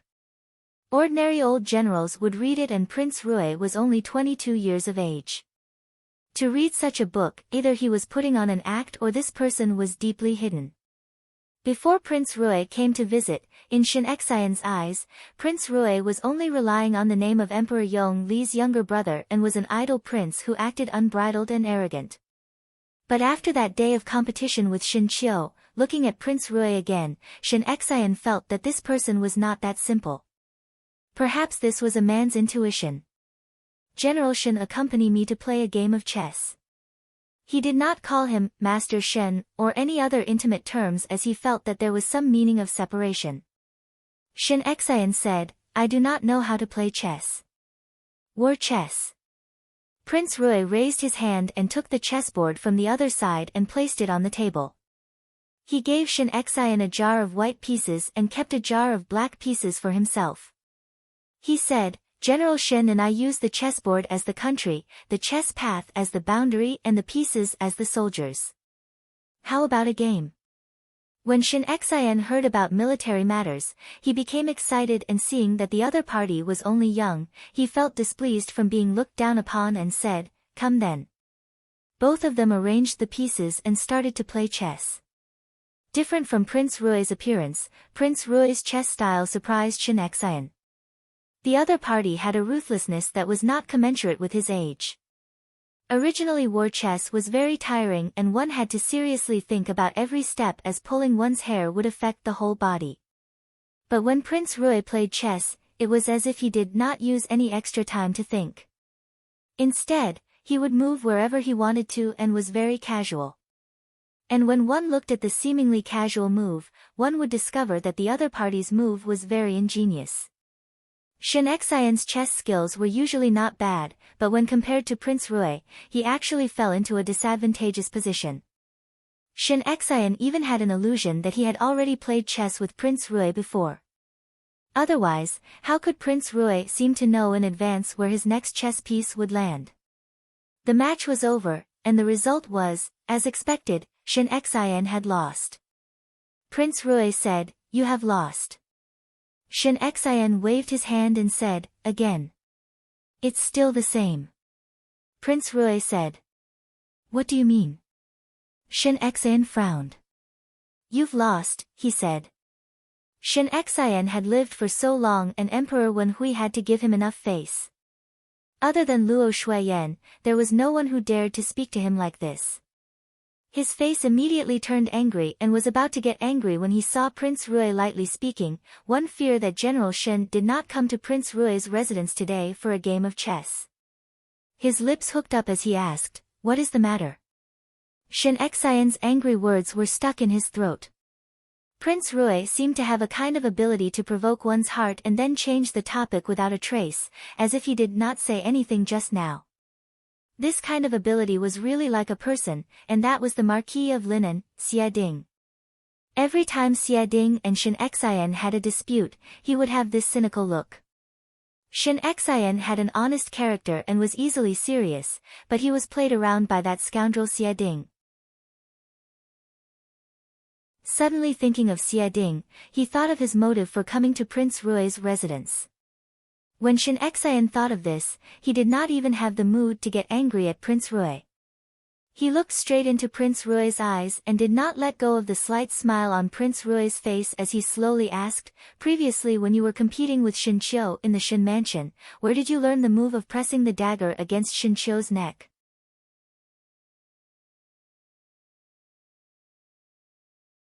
Chapter 850.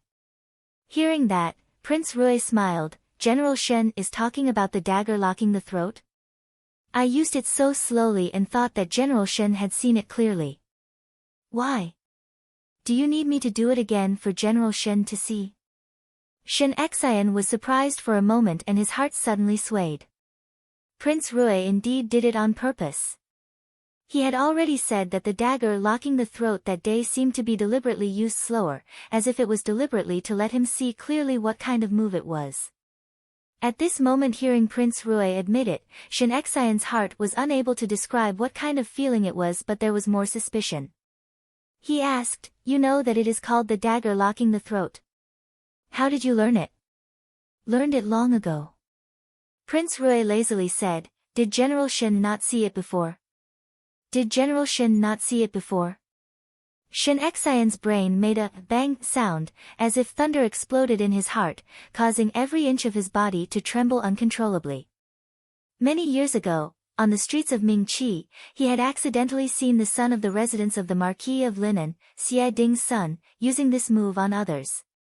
At that time he thought that Xia Jingxing's move was much more powerful than his father's. Now Prince Rui said, "Did General Shen not see it before?" Prince Rui had never come to Mingqi before. Shen Xian had never seen anyone use this move before. Shen Xian's heart was like a stormy sea. At this moment, he was at a loss for a moment. He did not know if he should show a surprised or horrified look, but the other side of his heart was calm. These few days of tossing and turning in bed had been confirmed at this moment that his suspicions were correct. He asked, "Are you Xia Jingxing?" Prince Rui directly took off his mask. Shen Xian sucked in a breath of cold air. The relationship between the Shen family and the residents of the Marquis of Lineage was not good, but it was because of this that Shen Xian understood the residents of the Marquis of Lineage the best. Xia Ding gave birth to a son that seemed to be born to counter him, and Shen Xian had expressed that he was very happy, but in his heart he secretly admired Xia Jingxing. He felt that even though this youth was a little mischievous, he had a kind of straightforwardness and freedom that the noble young masters of the Ding capital did not have. Therefore, Shen Xian clearly remembered Xia Jingxing's appearance. The person in front of him now looked more mature and handsome, but there was still a shadow of the past between his brows. Shen Xian understood in that instant. Some of the things that had troubled him previously seemed to have finally been answered. He said, "What's going on? Shouldn't you explain yourself?" His tone was like a senior disciplining a junior. Shen Xian even had the absurd illusion that he was helping Xia Ding discipline his son. Xia Jingxing smiled gently and poured a cup of tea for Shen Xian. "Father-in-law, drink tea and listen slowly." In the next hour, Shen Xian heard a shocking secret from Xia Jingxing's mouth that he had never thought of. Shen Xian had never thought that Xie Jingxing would be a prince of the Great Liang with such a bizarre and bumpy background, and even more did not think that Xie Jingxing would have such guts to become Prince Rui of the Great Liang and still dare to swagger to Ming Qi. Was he not afraid that once his identity was exposed, what kind of trouble would it bring to himself? After listening to Xie Jingxing's words, Shen Xian's heart was filled with anger, indignation, regret, hesitation, and all kinds of complex emotions intertwined together. But he still understood in the fastest speed what kind of decision he should make at this time. He said, "Since you have this identity, Jiao Jiao cannot marry you." "Why?"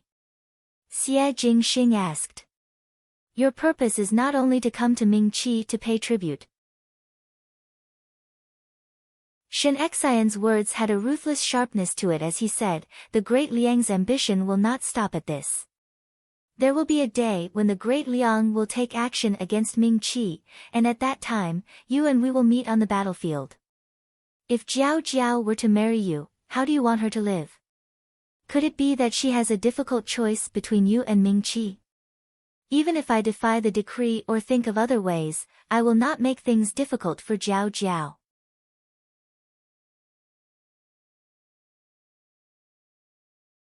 Chapter 851. Father-in-law worries too much. Xie Jingxing smiled without a care. "She knows my identity and understands the situation she is facing better than you. Perhaps you should think about the relationship between the Shen family and Ming Qi." Shen Xian heard the hidden meaning in his words and unconsciously frowned. "What do you mean?" Xie Jingxing snapped his fingers and his gaze landed on the chess game that had just been finished. Shen Xian's white pieces had almost been swallowed up, but Xie Jingxing's black pieces were still all over the board. Shen Xian had lost miserably and this chess game did not look too intense. Xie Jingxing said, "Just now the game of chess with father-in-law was played by me using the identity of the imperial family of Ming Qi. Father-in-law didn't notice anything?" Shen Xian suddenly raised his head and said angrily, "Nonsense. Whether it's nonsense or not, you and I both know."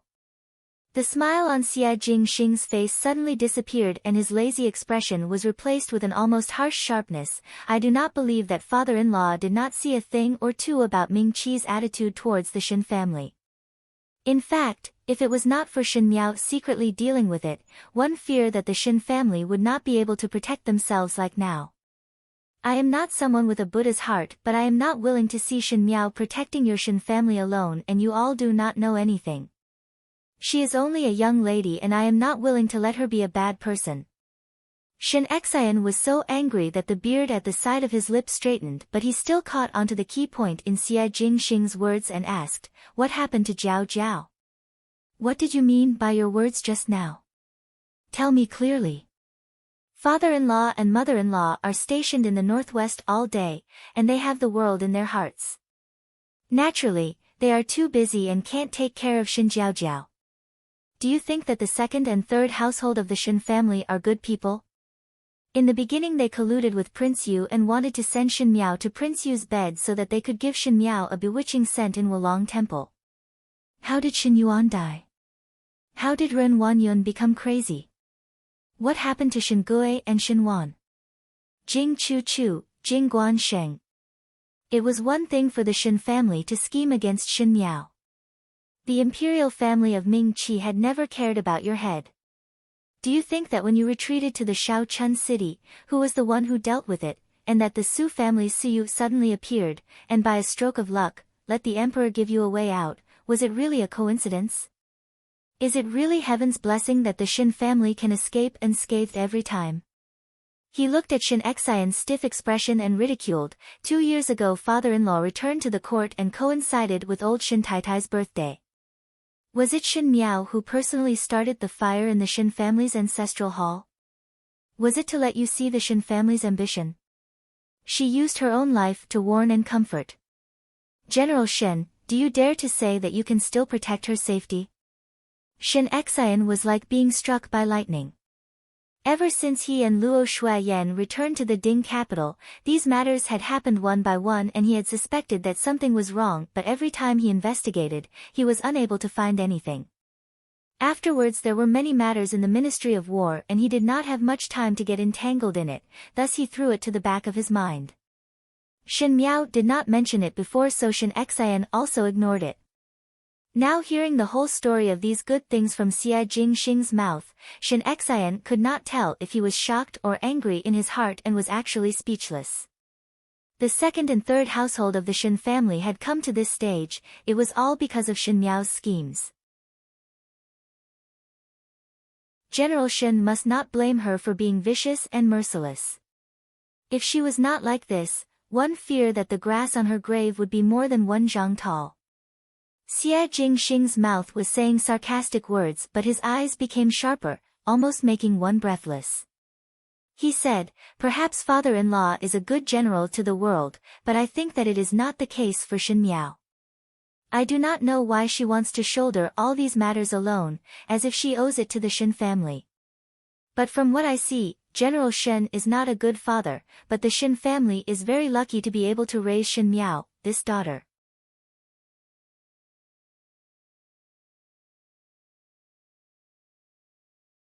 Chapter 852. She is managing for all of you and doing everything possible to protect the Shen family. The future of the imperial family of Ming Qi is also the person that she wants to deal with. I do not understand that General Shen now said that Shen Miao would be put in a difficult position. He said coldly and mockingly, "Do you really understand Shen Miao?" Shen Xian sat on the chair, but at this moment he suddenly felt ashamed. On the contrary, even though my and Shen Jiao's friendship is not that deep, at least we have gone through thick and thin together. Heard that a good night is short together and came up with plans in the night. I once saved her life and also rescued her from danger. Xie Jingxing said, "Why can't I marry her?" In Shen Xian's heart, there was suddenly an infinite exhaustion. The Shen Miao that Xie Jingxing mentioned was one that he was not familiar with and unfamiliar with. Even those things that Shen Miao had experienced, he was completely unaware of it. Just like what Xie Jingxing said, towards his daughter, he thought that he loved her dearly, but he could not even understand her at the beginning. Then in these years, what did he actually do? He looked at the remaining chess pieces on the table for a long, long time. When his eyes began to ache, he said softly, "Tell me everything.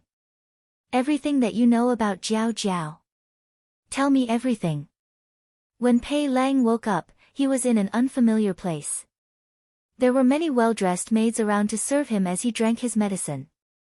Pei Lang's memory before he fainted was that in the dungeon of Prince Ding's residence, there was a black-clad masked man who saved him from the fire. Perhaps it was that person who saved him because he was still alive. He did not know who the person who saved him was, and did not know why that person wanted to save him.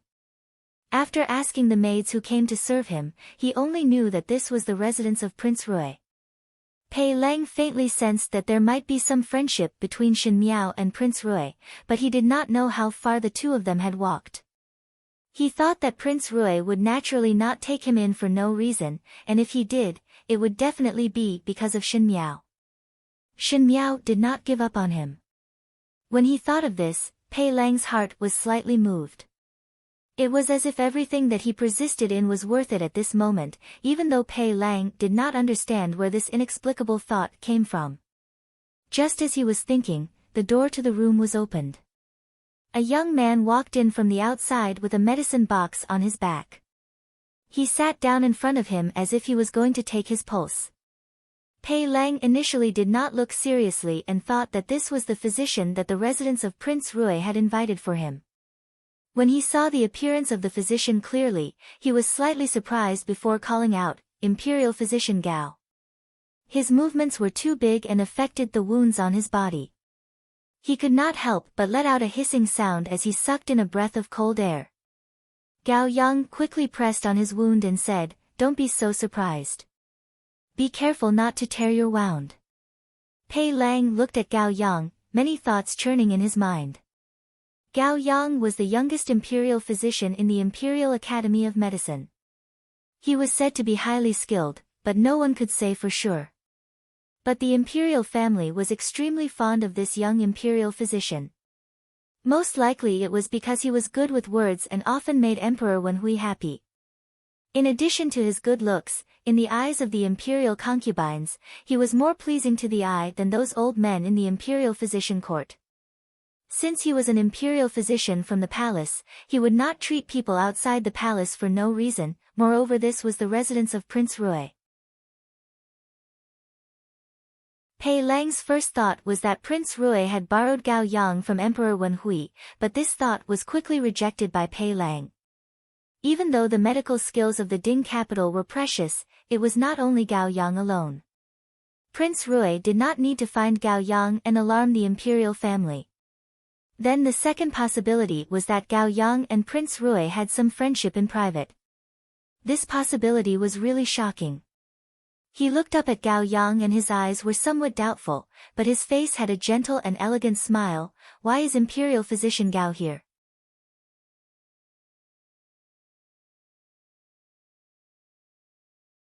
Chapter 853. As Gao Yang was taking Pei Lang's pulse, he said, "Prince Rui summoned me over to take a look at your illness, so I came over." After he finished taking the pulse, he said, "It is almost stabilized. But Prince Ding had previously used torture on your legs and injured your muscles and bones. I have to give you acupuncture, otherwise your legs would be crippled in a short while." Pei Lang was surprised for a moment. Fu Xiuyi was extremely ruthless towards him and seemed to hate those who betrayed him. Even though he did not want his life, he most likely did not think of keeping him alive. Thus he did not care much about crippled limbs. In fact, if no one had saved him from the fire, according to Fu Xiuyi's words, his kneecaps would have been dug out in these few days. At this moment, hearing Gao Yang's words, even if Pei Lang was always calm, his heart could not help but feel a sense of survival after a disaster. Fu Xiuyi's actions are really ruthless. Gao Yang took out a row of golden needles from the medical box and let Gao Yang prepare them. He then rolled up his trousers and started to slowly apply the needles. One could not see that he is so ruthless from the outside. Pei Lang's heart moved. Gao Yang was after all an official of Ming Qi and an imperial physician who specially treated the imperial family, but he actually called Prince Ding by his name. Not only that, when he spoke of Fu Xiuyi, there was no trace of respect in his tone, as if he was commenting on an insignificant person. With Gao Yang's identity, not only was he not cautious, he was like this. It was somewhat strange. Gao Yang did not even raise his head and concentrated on applying the needles on Pei Lang when he suddenly opened his mouth. "Do you want to ask what kind of friendship do I have with Prince Rui?" Pei Lang paused before smiling. "Is Imperial Physician Gao willing to tell this one?" "To tell you the truth, I am Prince Rui's person," Gao Yang said. This time it was Pei Lang's turn to be speechless. He was surprised at Gao Yang's identity, but what surprised him the most was that Gao Yang actually told him this secret without concealing anything. What was Gao Yang now? A spy sent by the great Liang to Ming Qi? What was the reason for him to lurk in the imperial family of Ming Qi? To poison Emperor Wenhui? Or was he directly bought over by Prince Rui and instigated a rebellion? Are you surprised that I would tell you such a big secret? Gao Yang seemed to be able to guess what Pei Lang was thinking and continued. Correct. Pei Lang frankly said, "I indeed do not understand. What's so difficult about that?" Gao Yang smiled. There was a big fire in the residence of Prince Ding, and after the fire was extinguished, Fu Xiuyi would send people to search for your bones. Fu Xiuyi is not a fool and would know that someone saved you. The person who saved you even burned down his dungeon. Fu Xiuyi will naturally put this account on your head. After provoking the residence of Prince Ding, only the residence of Prince Rui can protect you in Ming Qi. No matter if you are willing or not, you are tied together with the residence of Prince Rui. Since that is the case, we are all on the same side, so what secret cannot be said? Gao Yang raised his head and smiled at Pei Lang. "We are all grasshoppers on the same boat." Pei Lang didn't know what had happened, but he was forcefully tied together by someone. They even said that they were grasshoppers in the same boat. He didn't know whether he should be depressed or not. But he quickly caught the crux of Gao Yang's words. The fire in Prince Ding's residence was set by you? Gao Yang, of course. Pei Lang sucked in a breath of cold air. That dungeon was the most important place in the entire residence of Prince Ding, and the people locked there were very useful to Fu Xiu-yi. To be burned down by someone, Pei Lang could guess the raging anger in Fu Xiu-yi's heart. Under the heavens, there was actually someone who dared to do that. What Gao Yang said was right. In the entire Ding capital, the only place that Fu Xiu-yi feared was the residence of Prince Rui, and only the residence of Prince Rui could protect him. Pei Lang hesitated for a moment but still asked the question that he wanted to ask the most. It was Prince Rui who saved me?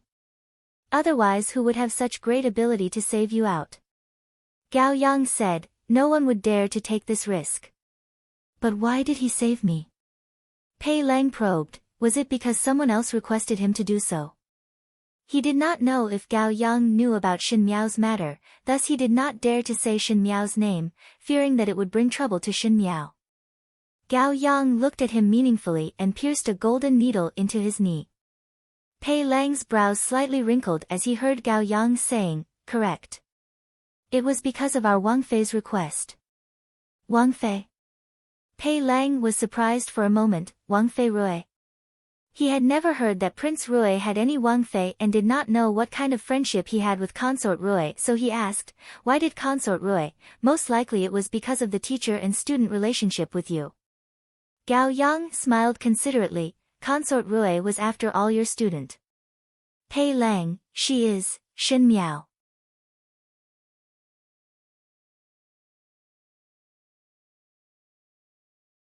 Chapter 854.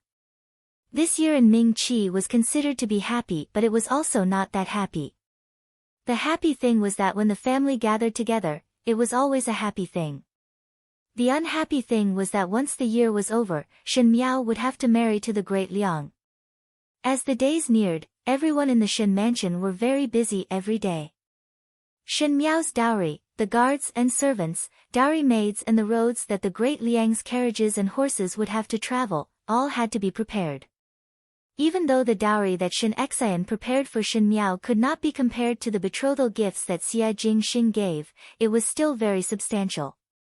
Shops and fields were not given as there was no use in the Great Liang.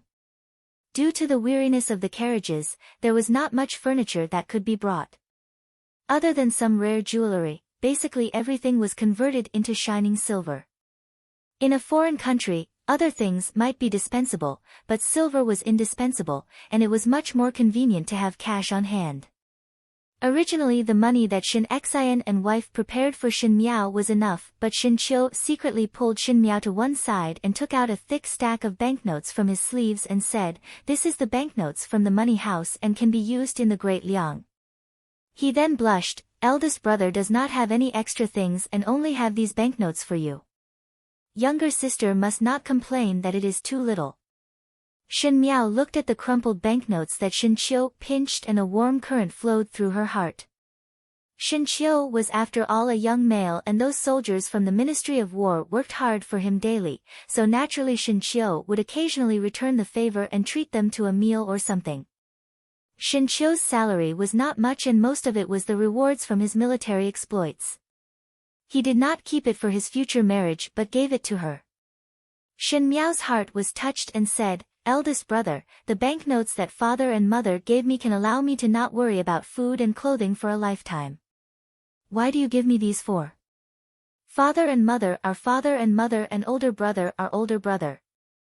How can what I give you be the same as what father and mother gave you?" Shin Qiu was anxious and stuffed the banknotes into Shin Miao's hands before leaving without looking back. Shin Miao looked at his back view and did not know whether to laugh or cry. She thought that she had to find a chance to let Imo Qing secretly return it to Shin Qiu. Just as she was thinking, she saw Shin Xian walking in from outside. "Jiao Jiao, father has something to tell you. Come, let us go to the study." When Luo Shuiyan heard this, she was about to follow him in. She said, "Just as well, mother has something to tell you. It is not late for Furen to explain later." Shin Xian said, let me and Father Jiao Jiao have a few words alone. Luo Shuiyan snorted disdainfully, but did not follow them in. She thought that Shen Xian wanted to secretly give Shen Miao money or other things, so she did not think much about it. Shen Miao followed Shen Xian into the study. Shen Xian let the servants guard the door outside and let Shen Miao sit at the table in the room and gave Shen Miao pastries and tea to eat. He then sat down opposite Shen Miao and sighed deeply. After a few more days, Jiao Jiao, you will be getting married. I intend to let Mo Qing follow you to Great Liang. Pausing for a moment, Shen Xian then said, even though Prince Rui is Emperor Yong Li's younger brother and has quite a status in the Great Liang, but there are always many disputes in the imperial family and some matters may not be as simple as it looks on the surface. When you reach there, you must not wrong yourself. If someone bullies you, just tell Prince Rui that you are the one that Prince Rui married with 1,000 gold and silver, so he will always protect you. You must not shoulder it yourself and leave it to him to handle. Shen Miao complied. If Prince Rui is unable to protect you, do not be afraid as there is still father and mother. I have picked a few people from the Shen family's army. Even though their skills are not comparable to Mo Qing's, they are not ordinary people. They will be dressed as the dowry guards of the Shen residence for you to bring over. At least do not let yourself suffer a loss. Shen Xian patiently enticed and Shen Miao finally could not help but open her mouth to ask, Father, you and Mother have never thought of leaving Mingqi.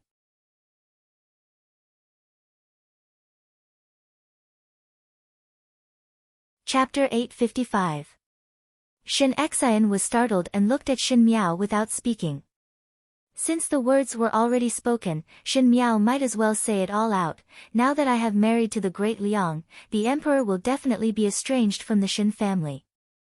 Even though father and mother are still military generals, in the future the emperor will not put you in an important position.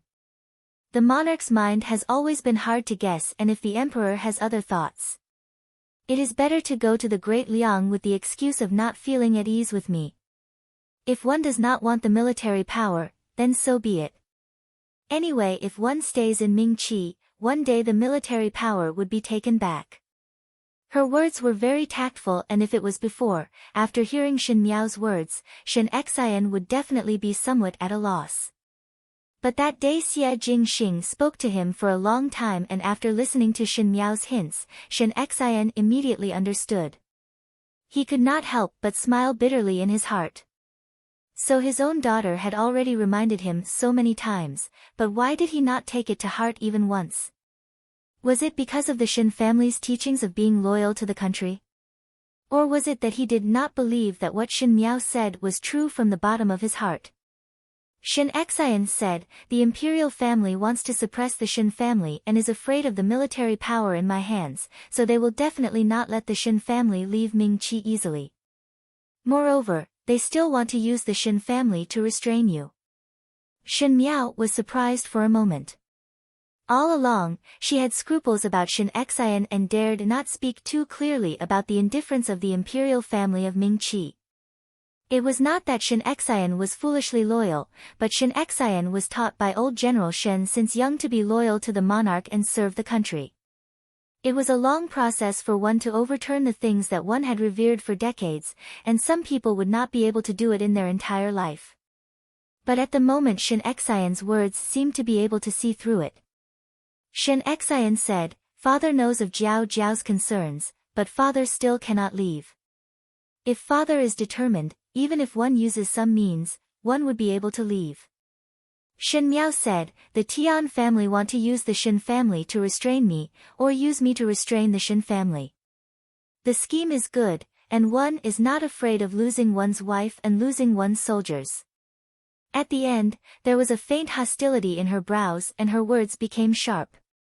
Shen Xian laughed out loud. Originally one felt that Jiao Jiao was too gentle and graceful, and was not like a young lady from my military family. Now seeing you like this, it is exactly the same as this father, and has a bit of heroism. You're not afraid of power and have a clear mind. Very good. He took a sip of tea and said, with Jiao Jiao's intelligence, it wouldn't be difficult for her to find a solution. But what about the future? Future? Shen Miao was puzzled. What future? Jiao Jiao. Shen Xian suddenly opened his mouth. The Tian family see the Shen family as a thorn in their eyes. Even if there is a day when Ming Qi is strong and prosperous, there will be a day when the Shen family will become a fish on the chopping board, waiting to be slaughtered. Shen Xian gave a long sigh. Our Shen family is upright and not afraid of crooked shadows. Even if we die, we would not be afraid. It is just that we are not willing to let your mother, your eldest brother and you be implicated, and even more not wish for the Shen family to be upright for generations, and for the loyalty and virtuous reputation of your grandfather and ancestors to be insulted. Shen Miao's heart thumped. She had guessed what Shen Xian was going to say, but she did not dare to believe it. In the next moment, Shen Xian's voice rang out, Shen Xian, quit being a loyal servant of the Tian family. Shen Miao suddenly looked up and said, Father, Jiao Jiao need not persuade me. Shen Xian laughed heartily, even though I, your father, am loyal, I will not be loyal to a heartless and unscrupulous person. I will not throw away the entire family's lives. Just like what you have seen, if my Shen family were to follow you to the Great Liang now, and if there is a day when the Great Liang attacks the Ming Qi, the commoners would scold our Shen family as rebels and scold you for helping the evildoer. We will not carry this inexplicable stigma.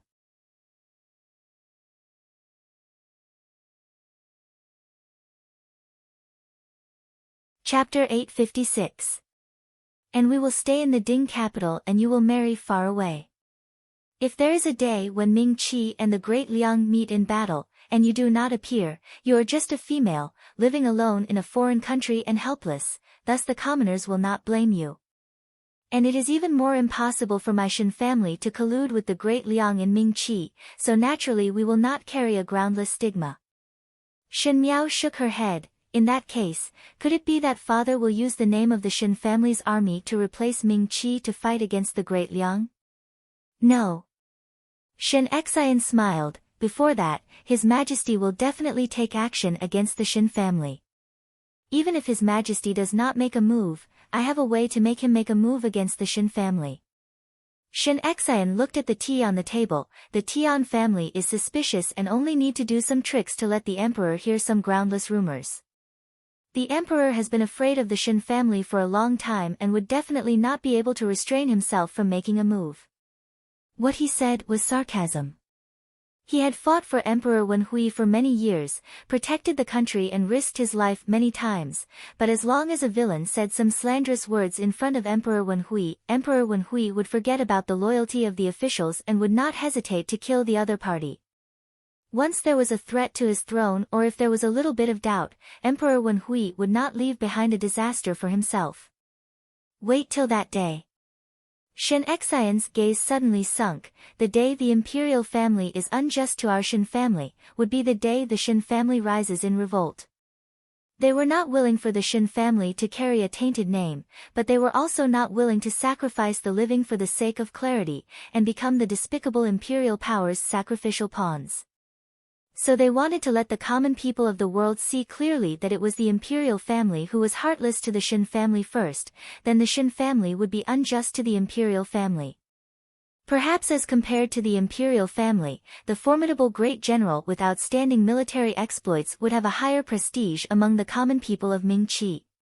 Shen Xian wanted to make use of this point to have a contest of hearts with the imperial family. This was the counterattack of the Shen family against the heavenly family of Ming Qi. But Shen Miao was not thinking about this point at the moment. What she thought was that this was not Shen Xian's style of doing things. The people of the Shen family were straightforward. They would speak their mind and would not play with other people's schemes. Other than on the battlefield, they were as magnanimous as a piece of white paper most of the time. This was why Shen Miao had always taken on everything by herself since she was reborn. Firstly, the Shen family could not scheme against a person's heart. Secondly, she was afraid that in the eyes of the Shen family, her current appearance would be seen as scheming and sinister. But what Shin Xian was doing now was plotting in the dark. It was impossible for Shin Xian to take the initiative to do such a thing. Whether it was because he heard what others said or someone made a request, Shin Miao almost immediately thought of one person, Xie Jingxing. She looked at Shin Xian and wanted to speak but was speechless. Shin Xian seemed to have seen the entanglement in her heart and smiled as he patted her head. Originally I always felt that Jiao Jiao would not grow up, but after Jiao Jiao was alone in the Ding capital, she grew up. I used to think that it's not good for little girls to be too mature, but now, I'm very glad. He smiled and said, in this way, even if father and mother aren't around, Jiao Jiao can protect herself. Shin Miao said, Father, if the Shin family cannot protect themselves, write a letter to the great Liang. I am the daughter of the Shin family and I will think of a way. This is what men do. You're a girl, do you really think of yourself as a man? Shin Xian laughed in spite of himself, but our family's Jiao Jiao is the best young lady in the world. Thinking about it, it is still a loss to marry Prince Rui. Shin Miao felt that her nose was a little sour. It seemed that at this moment, she clearly understood that in this lifetime, she was about to leave her family. Even though Prince Rui is a little cunning and sinister, he is still trustworthy. Since he promised to marry you, he would protect you. If you like him, then do not worry about anything. Like what you like and do what you want to do.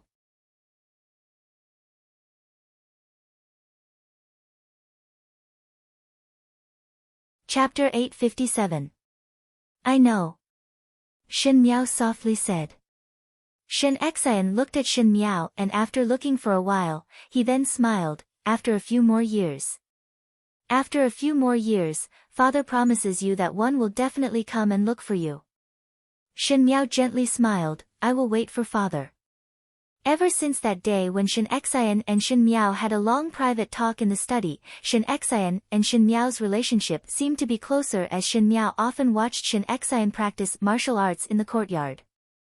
This made Shin Qiu very jealous as he said, recently younger sister is sticking to father and does not even care about me. Shin Miao however felt that there was a tacit secret between her and Shin Xian. Shin Xian had become the person who understood her the most in the Shin family, thus there were no scruples when speaking. Most of the time, she was advising Shin Xian on how to guard against the heavenly family. She had stayed in the palace for so long in her previous life and had some understanding of the imperial family of Ming-Chi. When it was said to Shin Xian was very surprised as he did not know where did Shin Miao got to know all these. Naturally Shin Miao did not hesitate to push all the credit to Xie Jingxing, which made Shin Xian to be more vigilant of Xie Jingxing. With such scheming skills, one must not underestimate him and one must be more vigilant, lest one be sold off by others.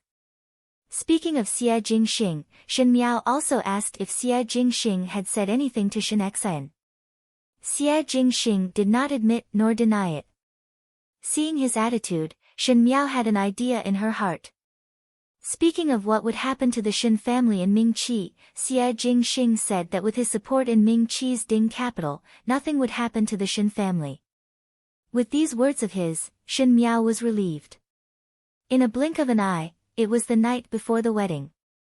On the second day, Shin Miao would be getting married from the Shin family and bring the bridal sedan to stroll around the entire Ding capital.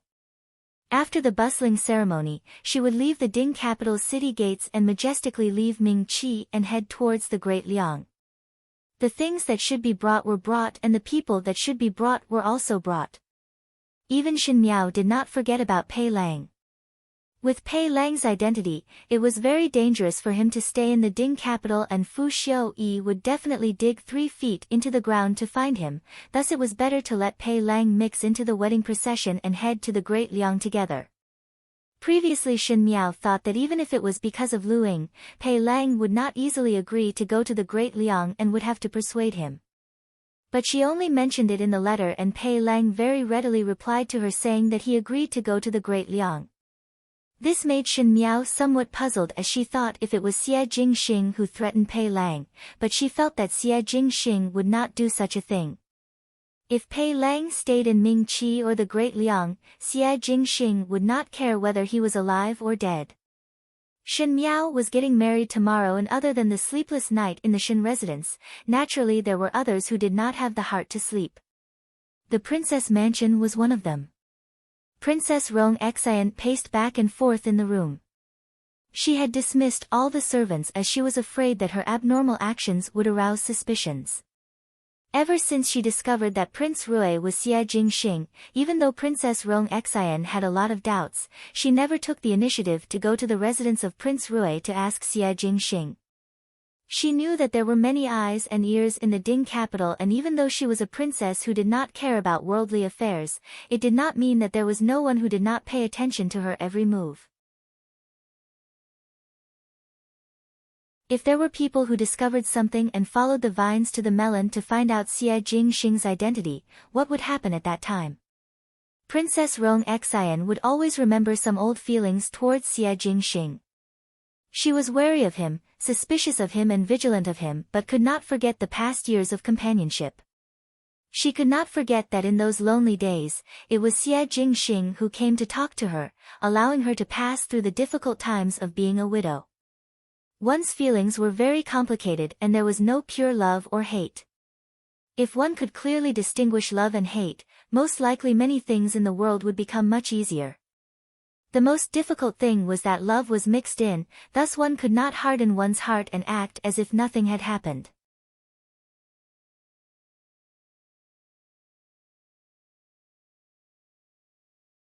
Chapter 858. Tomorrow Shen Miao would be getting married, and tomorrow Xie Jingxing would be leaving Ming Qi's Ding capital. When Xie Jingxing returned to Great Liang and once again step into Ming Qi, when would it be? Would he meet with her on the battlefield at that time? Or would he bring people to flatten Ming Qi's Ding capital? Princess Rong Xian was Xie Jingxing's previous imu and was also the princess of Ming Qi. In front of the country and family affection, one had to make a choice. Not to mention that there was an element of deception in this family affection. After a moment, she walked to the table and sat down before taking out a pen and paper. She dipped the pen in ink and was about to write on the paper, but stopped her actions just as she was about to write, as if she was in a dilemma. When this letter was written and sent out, no one knew what was waiting for Xie Jingxing. Perhaps it would be thousands of people criticizing him, or perhaps he would be in danger. But there was one thing that was certain. When this letter was completed, it represented that she had made a choice. The feelings that she had with Xie Jingxing in the past would vanish at this moment. It was a painful matter for Princess Rong and Xie Jingxing to turn from a close relative to a person with hatred. Princess Rong dared not think of this ending, but she had no choice. She really did not expect that she, who almost followed Xie Jingxing's death news, would now personally push Xie Jingxing onto the road of death. She clenched her teeth and finally picked up the pen to write. In the residence of the Count of Pingnan, Su Yu and Su Furen looked at Su Mingfeng's tightly shut study door and looked at each other in dismay. Su Mingfeng had lived for more than 20 years, and this was the first time he longed for a young lady in his heart. Unfortunately, this marriage was not fated. Previously, with the Crown Prince's coercion, it was not easy for the Su family to take the risk and not hesitate to go against the Crown Prince to let Su Mingfeng marry Shen Miao first. Who knew that after the Crown Prince's matter was over, Prince Rui appeared out of nowhere? Shen Xian was a person who doted on his daughter, but at the end he had no choice but to comply with the imperial edict to let his own daughter marry far away to the Great Liang, not to mention that their status was not as high as the Count of Pingnan in the general residence. Su Furen sighed. The current plan is to wait for a long time for Ming Feng to understand and forget about the young lady of the Shen family. It is easier said than done. Su Yu shook his head. Ming Feng's temperament is like me and is sentimental. To change one's affections and forget about the Shen family's young lady, I'm afraid it's not that simple.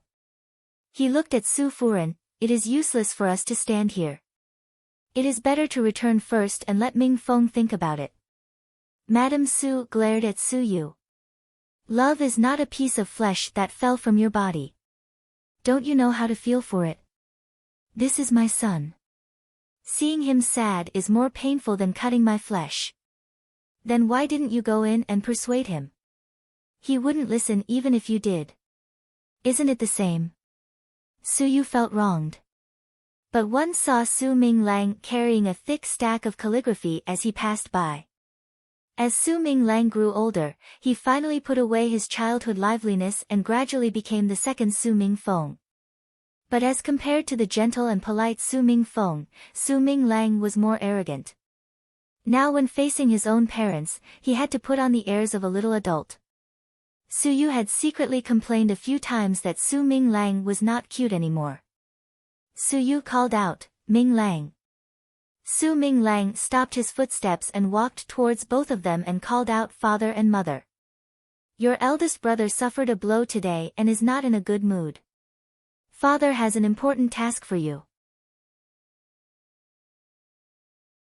Go to your eldest brother's study and talk to him for a while to persuade him. Even though Su Ming Lang's temperament had changed, he was still as close to Su Ming Feng as in the past. Thinking about it, Su Ming Lang's enlightenment was late and he was as round as a meatball when he was young.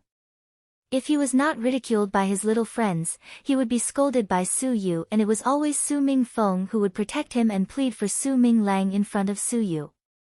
Su Ming Lang did not forget the person who dug the well when he drank water, and when he grew up, he remembered his eldest brother's good treatment to him when he was young.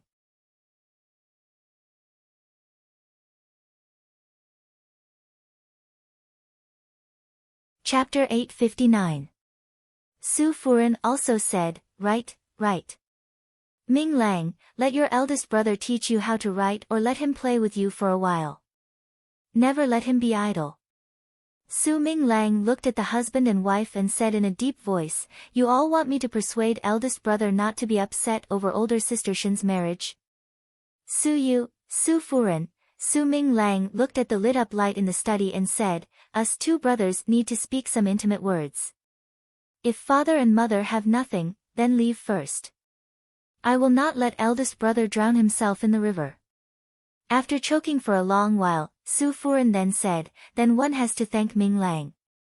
Su Ming Lang walked towards Su Ming Feng's study and pushed the door open with difficulty. He saw Su Ming Feng sitting in front of the desk with a somewhat anxious and complicated expression. These days he always had this expression.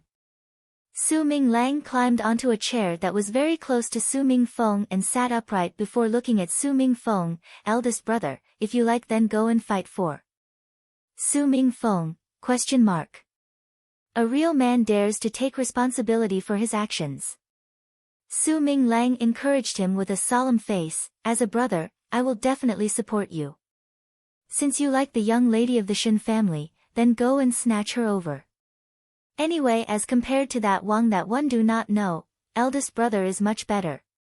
Only then did he understand what Su Ming Lang was talking about. Su Ming Feng laughed and shook his head. "What does it have to do with me who she marries? Then why are you upset?" Su Ming Lang asked puzzledly. "You do not like older sister Shin? Do not listen to mother's nonsense. When did I ever like her? But you still sent people to secretly investigate older sister Shin." Su Ming Lang accused. "If this is not liking, then what is it?" Su Ming Feng shook his head. "I did not do it because I like her, but because..."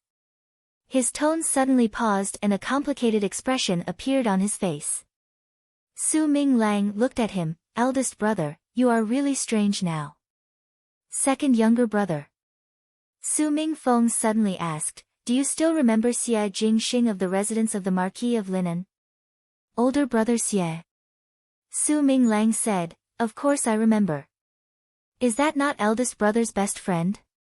In the beginning eldest brother said that older brother Xia had gone to a faraway place and would never return, and told me not to mention older brother Xia in the future. "Eldest brother, has Xia older brother returned to Ding capital?" Su Ming Feng shook his head. "No." He asked, "Do you also feel that he is my best friend?" "Of course." Su Ming Lang said, "Although brother Xia is very fierce, has a bad mouth, and always bullies me, he treats my family very well.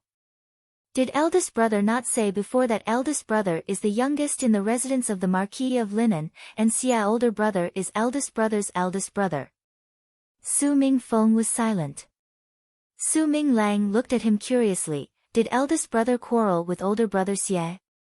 Su Mingfeng stood up. Nothing. I will go out for a trip.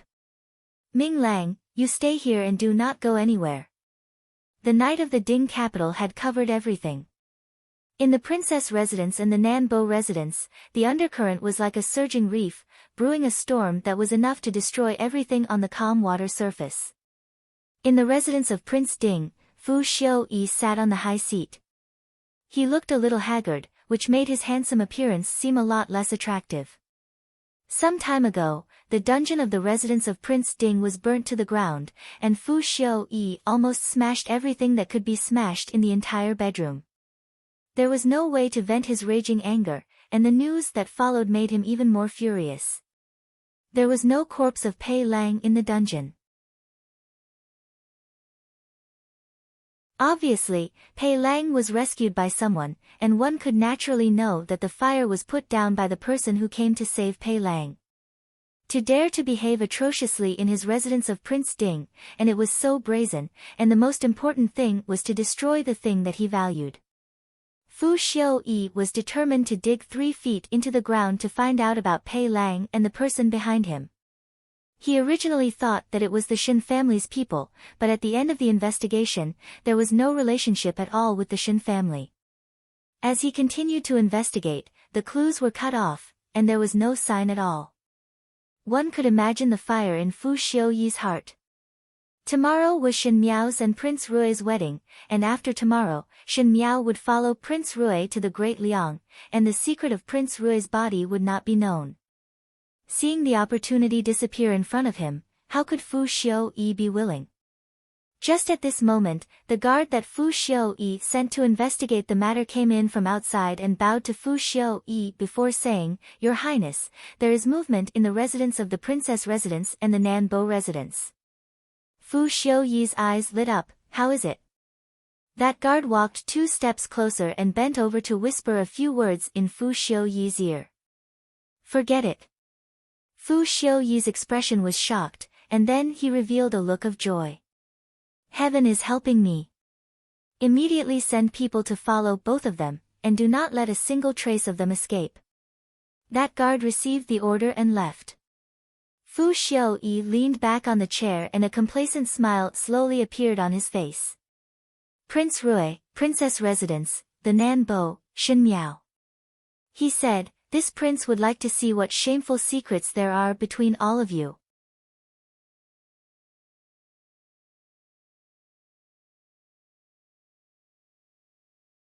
Chapter 860. The 8th day of the first month of the lunar calendar was a rare auspicious day. It was good for weddings, funerals, and traveling. When the sky brightened, Shin Miao was woken up by Jing Zhe and Gu Yu to dress her up. Originally Shin Miao thought that she would not be able to sleep the night before, but who knew that when that day came, she slept exceptionally sweetly. It was as if he had returned to his carefree childhood days. Because she had slept well, her face looked even more radiant, and her complexion was extremely good. Bai Lu and Shuang Jiang brought some exquisite pastries for Shin Miao, and the pastries were made in small sizes. Bai Lu said, "Young lady should first eat something to fill your stomach. Today's marriage ceremony is complicated, so you cannot starve during the journey." She then picked up a small bowl of porridge and said, "This is the winter porridge that Madam personally cooked for Miss this morning. Drink it and you will be blessed with good luck." Shin Miao picked up the bowl and slowly drank. He couldn't help but feel a little emotional in his heart. In the previous life, when she married Fu Xiu-yi, she cried and quarreled with her family out of spite and forced Shin Xian to agree at the end. However, for this marriage, there were more people watching the show than giving their blessings. At that time, Luo Shuiyan was so angry with her that she fell ill. She barely managed to finish the whole wedding ceremony. How could she have the mood to cook porridge?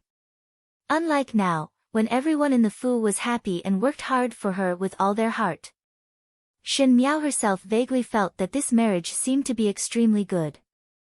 After eating, Luo Shuaiyan came in, followed by a middle-aged woman. This woman didn't look very outstanding, but people couldn't help but stare at her. She was also very particular about her clothes, which made people remember her at first glance. This is Mei Nyangzi from the Ding capital.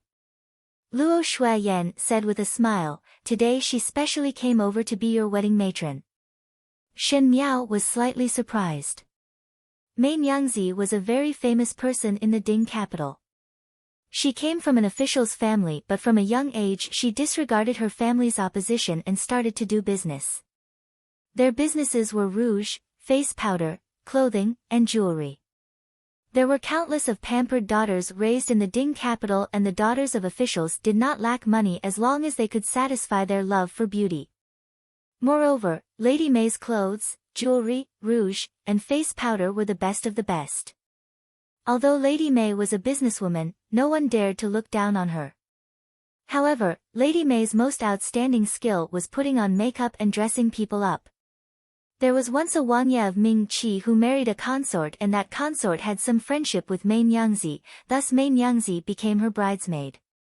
Afterwards, there were people who said that the appearance of the Wang Ye's bride was the most beautiful since the founding of Ming Qi. Lady Mei was the other person's wedding matron because the other person had a friendship with her, but others did not have that luck. Mei Nyangzi had never been a matron of honor for anyone in all these years. Shen, Nyangzi, and said. Mei Nyangzi Nyangzi, and Lady Nyangzi Shen and Yang Shen Shi Shen Shen Su Li Su Shen, and the lady, and Shen, one lady, one, as long as princess does not despise this lady's craftsmanship, this lady will be satisfied. These merchants always had a sharp mouth and would speak according to the person and speak according to the ghost. Naturally Shen Miao did not believe in the words of affinity and thought that it could be that Shen Xian had given this Mei Nyangzi a large sum of money.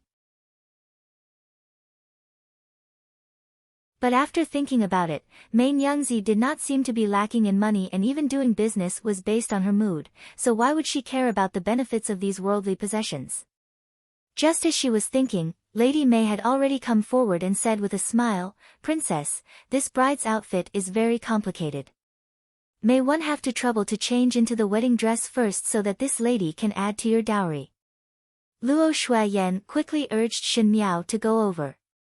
After changing the clothes, she twisted her face, coiled her hair, changed her jewelry, and put on layers of makeup.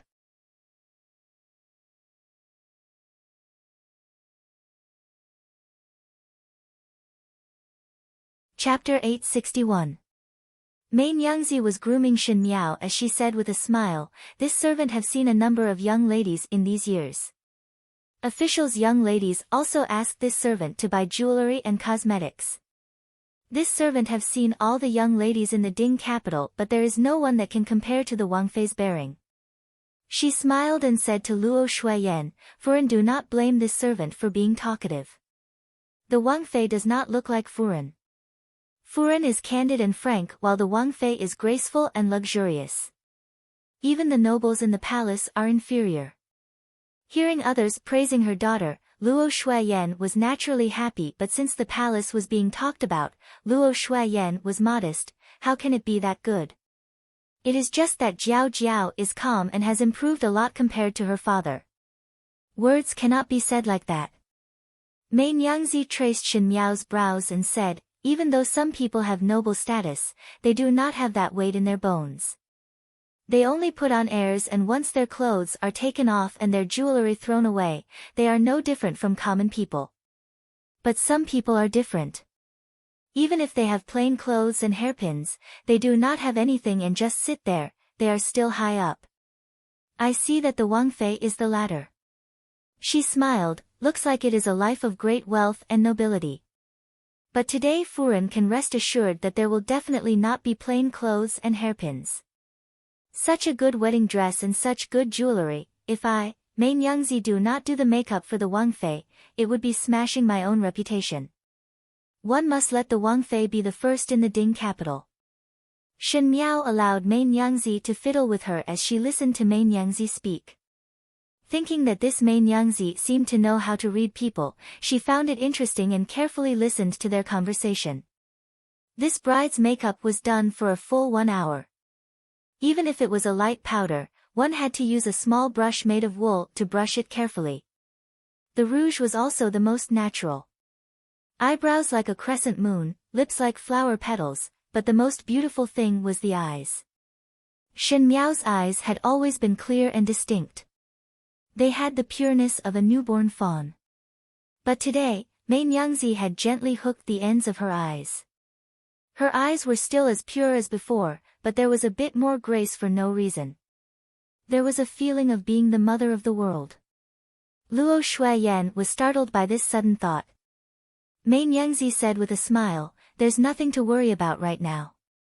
After a while, the person who will add to the dowry will come. Furen, stay here and accompany Wang Fei. Nujia will go find some fragrant leaves to make fresh fragrant leaves for Wang Fei to wear." Luo Shuiyan agreed. Shen Miao sat in front of the table as Luo Shuiyan looked at her bewitching daughter in the mirror. She was both happy and reluctant as she held Shen Miao's hands firmly. "Jiao Jiao, today you are going to be married and mother has a few words to tell you." Shen Miao said, "Mother speak, I will listen." When a daughter gets married, the mother has to say a few words. But when I married your father, your maternal grandmother had already passed away. I only had brothers and no sisters. My sisters-in-law were all young, so no one told me these things. Luo Shuiyan sighed. That's why I figured out these words myself. I don't know if they're correct, but I'll tell you anyway. The way to get along with a husband and wife is to be honest. Your father and I have been together for so many years and we never had any secrets with each other. If one discover that the other has a secret, one must not be anxious to question. One must wait a while and be more patient. He will tell you.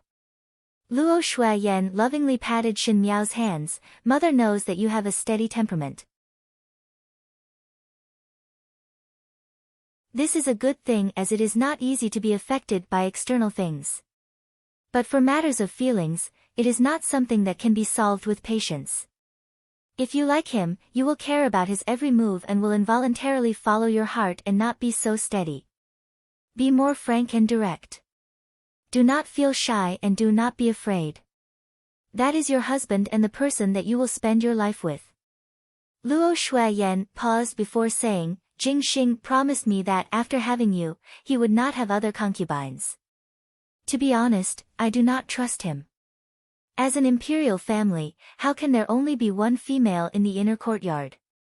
It is just that now that things have come to this, one can only take one step at a time."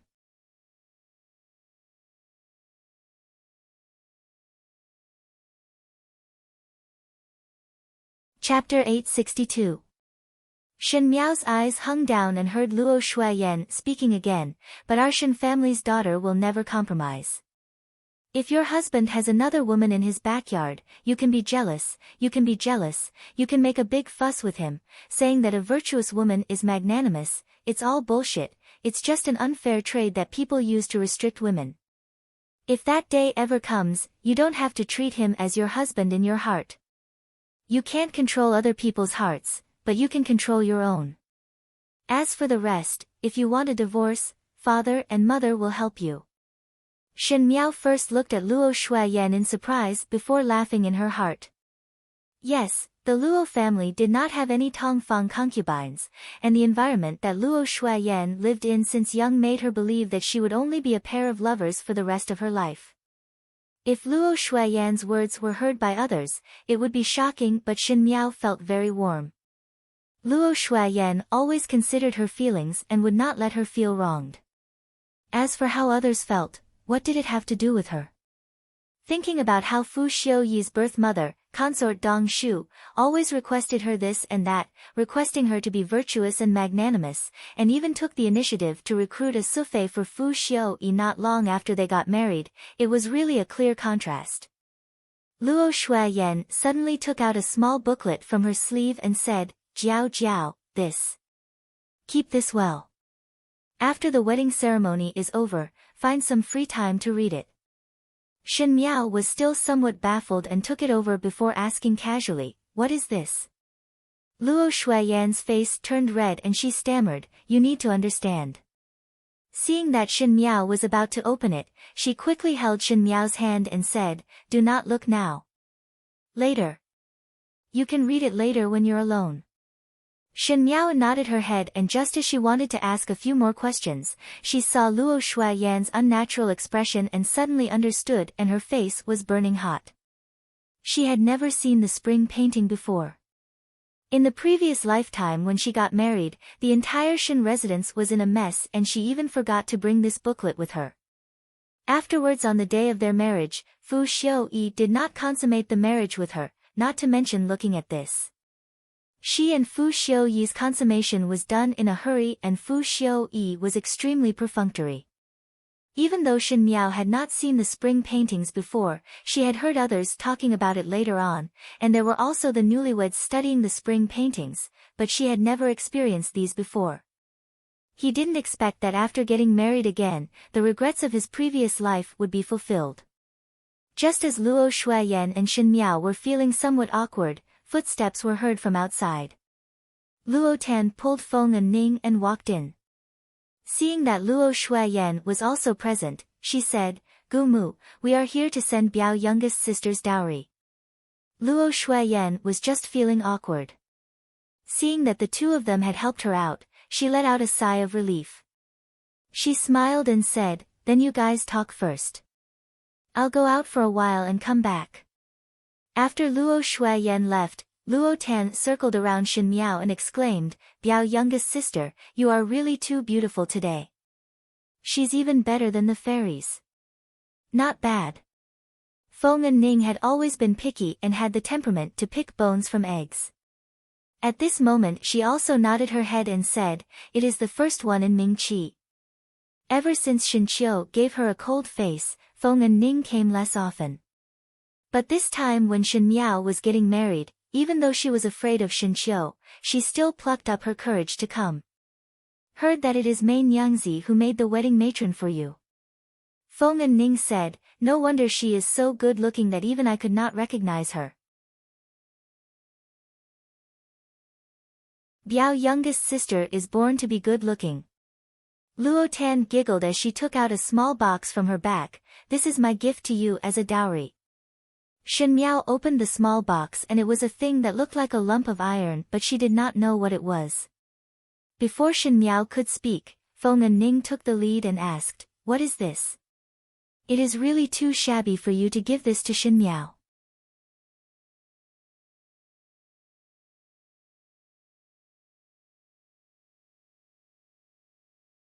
Chapter 863. What do you know? This thing is called a compass. Luo Tan said, "It is different from those that are used in the military camp, which can only be used in general. This can be used very accurately. It is something that came from the Eastern Sea and it is said that it is only used in the fleet." Older brother Ling brought 10 back and said that he wanted the craftsman to make more for the army. "It was not easy for me to get one, it is fine if you do not want it." Shen Miao quickly closed the box, "Many thanks."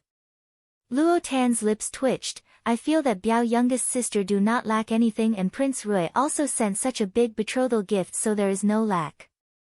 Sending gold and silver jewelry or whatnot would not be comparable to Prince Rui's, and I would only be asking for humiliation if I were to send it. It is better to send something more practical. Take this compass, as one is unfamiliar with the Great Liang, and if one were to get lost one day, perhaps it would be of great use." Shen Miao smiled, "That is very reasonable. This is more special than gold and silver jewelry."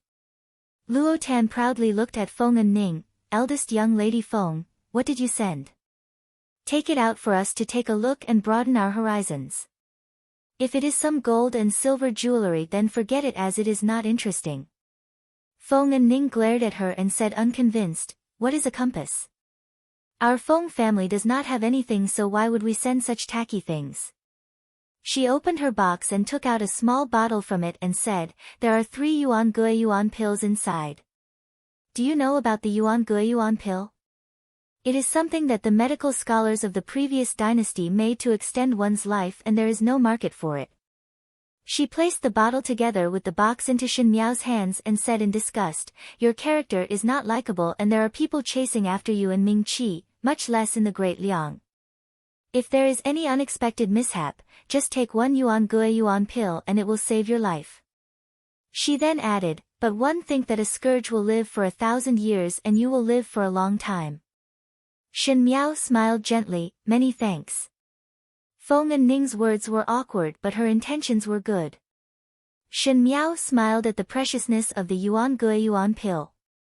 Fu Xiuyi once used 1 yuan gui yuan pill to bribe an advisor that he wanted to rope in. 1 pill was worth a talent and one could see its value. Feng and Ning took out 3 pills at one go. It was really generous. When Feng and Ning heard it, her eyes turned red and said, "After this parting, one do not know if one would be able to meet again in this lifetime. You do not have any friends in Mingqi and since I know you, naturally one cannot let you lose face. One cannot not take out the dowry that was given." As she spoke, she choked up and said, "It is not that I cannot bear to part with you, but I feel that after giving you such a big gift, if you are not able to add to my dowry for my marriage, it is not worthwhile." Shen Miao did not know whether to laugh or cry and said, "If you are to get married, I will always get someone to send your dowry back and will also write to you from time to time. I will not let you send it for nothing." Feng and Ning then felt slightly better. Shen Miao suddenly thought of something and took out a letter from her sleeves and said to Feng and Ning, "Now there is a letter. After today's matter, read this letter and then let your eldest brother read it." Luo Tan and Feng and Ning were surprised at the same time. Luo Tan giggled, could it be that youngest Biao's sister feels sorry for eldest brother Feng and did not agree to eldest brother Feng's marriage proposal, so she specially wrote a letter to express her apologies? Finishing, she shook her head, "But why let Ning read it? Do not bother about this." Shen Miao said, "If there is any trouble in the future, you can come to the Shen mansion to look for my eldest brother. My eldest brother will definitely help." Shen Miao remembered that in the previous lifetime, the Feng family's ending was not good. Feng and Ning married a person with a human face but a beast's heart, and at the end she died at a young age. Now that she was reborn, she and Feng and Ning were after all friends, thus she could only write down all the things that she could remind the Feng family in the letter. If this letter was taken out by Feng and Ning, one feared that Master Feng would think that Feng and Ning was messing around, but it was different when Feng Zixian took it out. Feng Zixian had after all entered officialdom and Master Feng believed in Feng Zixian's talent, so he would treat this matter seriously.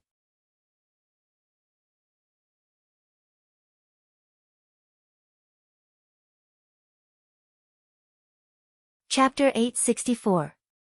As for Shen Qiu, since Shen Miao was not in Mingqi, he could only trouble his eldest brother to help take care of the Feng family. When Feng and Ning heard it, her face turned red and she mumbled, "So fierce. Who needs his help?" These words were not heard by Shen Miao. Shen Miao did not have any sisters and had even fewer friends in Mingqi. Most of those who came to add to the dowry were looking at Luo Shuiyan's face and those young ladies wanted to please Shen Miao. Most of the gifts were gold and silver jewelry. When they saw each other, there were those who were jealous and envious as they all praised Shen Miao's wedding dress and new dowry. Not long after these females who came to add to the dowry finished speaking, the auspicious hour arrived and the procession of carriages and horses that came to escort the bride had already arrived at the entrance of the Shen mansion. Luo Shuiyan and Main Yangzi came in and Main Yangzi covered Shen Miao's head with the veil. Shen Miao's left and right hands were supported by the both of them as she slowly walked out. The entrance of the Shen mansion was exceptionally lively today. The Ding capital's streets were empty just to see the Shen family's daughter getting married. The entrance of the Shen mansion was surrounded by 3 layers of people. The commoners were discussing. Today the extravagance of the 5th young lady of the Shen family's marriage is very big. Look at the carriages and horses outside, it is not something that an ordinary person can use. You see that the sachets that were given as gifts are all silver pieces and not copper coins. One would know that this marriage gift is not ordinary. Another person interrupted, how can the extravagance not be big? Not to mention that the Shin family is already very well off, one do not even look at who fifth young lady is marrying. That is a prince of the Great Liang. One heard that the Great Liang's land is rich and fertile. Initially one did not believe it, but now one have no choice but to believe it. A prince of the Great Liang marrying a wife is even grander than our emperors. Isn't this slapping His Majesty's face? Shoo. These words cannot be spoken carelessly. It is enough to know it in one's heart. The middle-aged female said, one heard that the Great Liang's Prince Rui sent a total of 99 sets of betrothal gifts. One do not know if it is real or fake. Quickly look. It is here. In Ming Qi's wedding ceremony, there was a need to send betrothal gifts. On the day of the marriage, there would be people who would carry the betrothal gifts to the bride's maiden home for everyone to see and also for the surrounding people to see clearly. Thus, the more generous the betrothal gifts were, the more face the bride and groom would feel. They thought that by giving so many betrothal gifts in front of the people of the world, the bride would feel proud, the groom would also feel proud, and everyone would be happy. Therefore, in order to save face, some people would purposely give an empty box as a betrothal gift on the day of the wedding. But today was not the case. That was because the betrothal gifts were all in boxes that were wide open, allowing people to see the contents clearly. Antiques, paintings, accessories, furniture, jewelry, clothes, silver. There was everything that one could think of, and the boxes were packed tightly, without a single drop of water. Almost everyone's eyes turned red. But no one dared to make a move. Even the most arrogant thieves and robbers did not dare to act rashly. Because around the manservants who were carrying the boxes, there were all Great Liang soldiers. The soldiers were wearing thick armors and their treasured swords were unsheathed by their sides. They did not look angry and their footsteps were orderly, as if as long as there was someone with bad intentions, they would immediately drag that person out and behead him.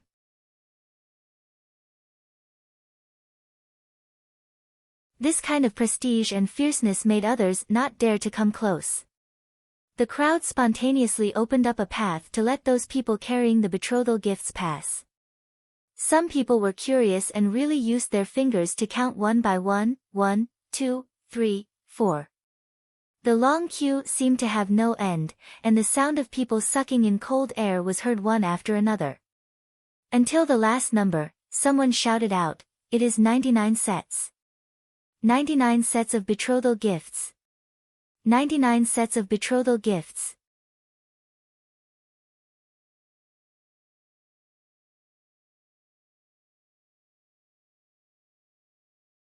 Chapter 865.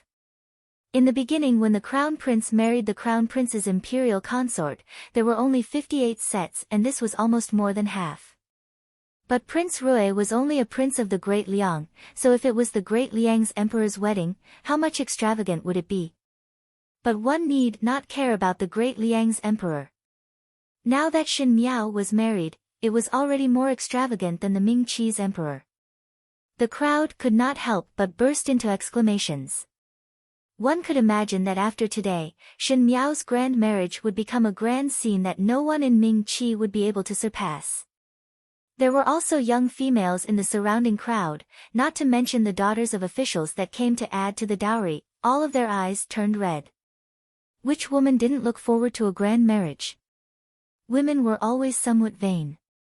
But who would have thought that the stupid Shin Miao of the Shin family, who could not be compared to her own Tang Jia, who was always ridiculed and laughed at, and was disdained by Prince Ding, would be able to marry such a good marriage? One had to know that in the beginning Fu Xiu-yi was indifferent to Shin Miao, but Shin Miao became braver and was treated as a joke by the entire Ding capital. So it was said that misfortune may be a blessing in disguise. Who could say what would happen in the future? Someone said, did not fifth Shin young lady adore His Highness Prince Ding? One fear that one is rejoicing in one's heart. One know that His Highness Prince Ding had always been simple, and if 5th Shin young lady married to His Highness Prince Ding, one fear that there would not even be 1% of this extravagance. These words were coincidentally heard by Fu Xiu-yi, who was in the crowd. A trace of anger surfaced on his face, but he quickly suppressed it.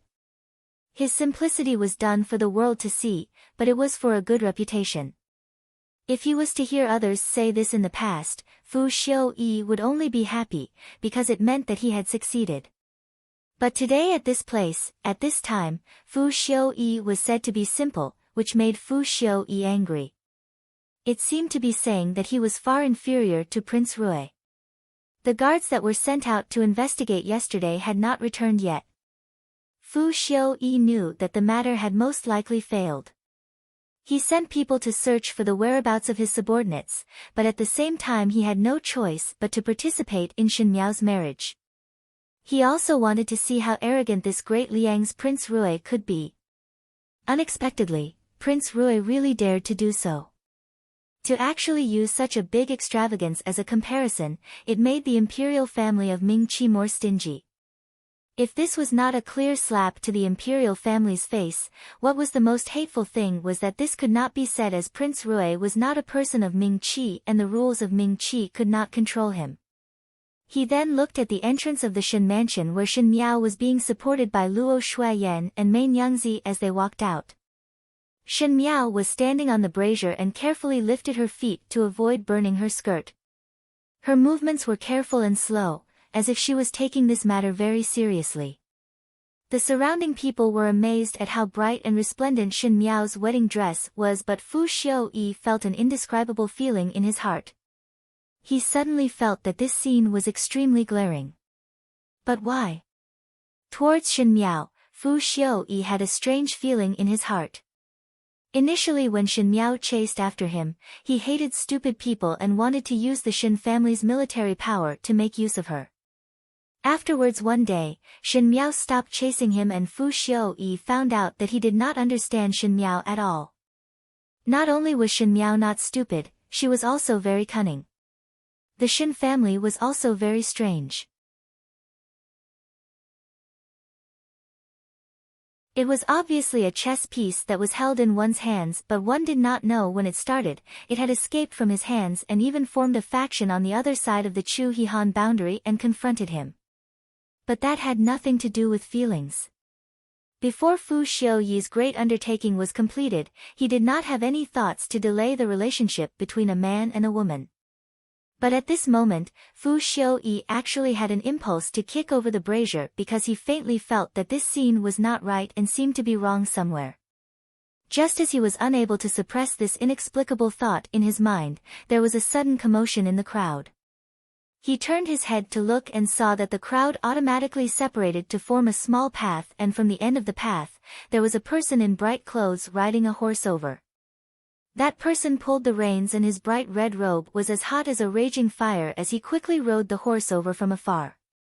His clothes fluttered and his posture was elegant but passionate, almost burning one's eyes. Everyone was in an uproar. That person was just a step away from Shen Miao when he suddenly pulled the reins and the horse's hooves suddenly stopped, causing everyone to exclaim in surprise. The young man was sitting high up on the horse and his silver mask was slightly reddened by the bright red robe. He did not say anything and only leaned over slightly on the horse's back and reached out a hand towards the new bride. He lazily opened his mouth in an irresistible manner. "Come to marry you, Shen Jiao Jiao."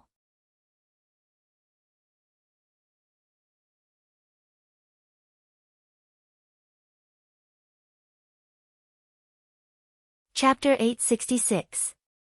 Come to marry you, Shen Jiao Jiao. His tone was casual but his posture of reaching out from the horse was extremely serious. He was so unrestrained and arrogant, disregarding etiquette, but it made one feel that everything in the world had quietened down. Only this man's appearance was deeply engraved in one's heart, making one unforgettable. The surrounding people quietened down. Shen Miao's head was covered and she could not see anything. She could only hear the voice coming from the front. She instinctively raised her head and in the next moment, she felt her hand being held up by someone and something was placed on her fingertips. The cool and soft touch made her somewhat at a loss. The surrounding people sucked in a mouthful of cold air. Every generation of the prince of the first rank would have their own thumb ring. The thumb ring was not just a decoration but more importantly a symbol of status. One could use this thumb ring to command his subordinates at will. Of course everyone would know the royal relatives and nobles wherever they went, so there was no need to use this thumb ring. But one had never seen a thumb ring that symbolized the status of a prince of the first rank being given to others. This was not just a thumb ring that was given out. This meant that Prince Rui had given Shen Miao the power to mobilize his subordinates at will. With Shen Miao having this thumb ring, when everyone looked at her, it was no different from looking at Prince Rui.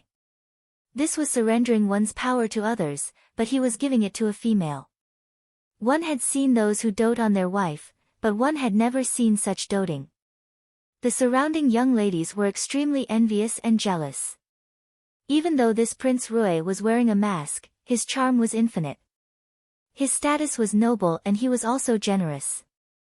The only thing they could comfort themselves was that Prince Rui was so outstanding and naturally there would be many women around him. Shen Miao was also not a heavenly beauty and would definitely be quickly disliked by Prince Rui. Who knew that the groom would directly use facts to slap their faces? In this world, it was the first time they saw someone pampering his wife so much. Why was it that the fifth young lady of the Shen family had such a good life? One did not know what good fortune she had cultivated in her past life. However, in this world, misfortune and fortune depended on each other and misfortune lurked within. Everyone would never have thought of the things that Shen Miao had experienced in her past life.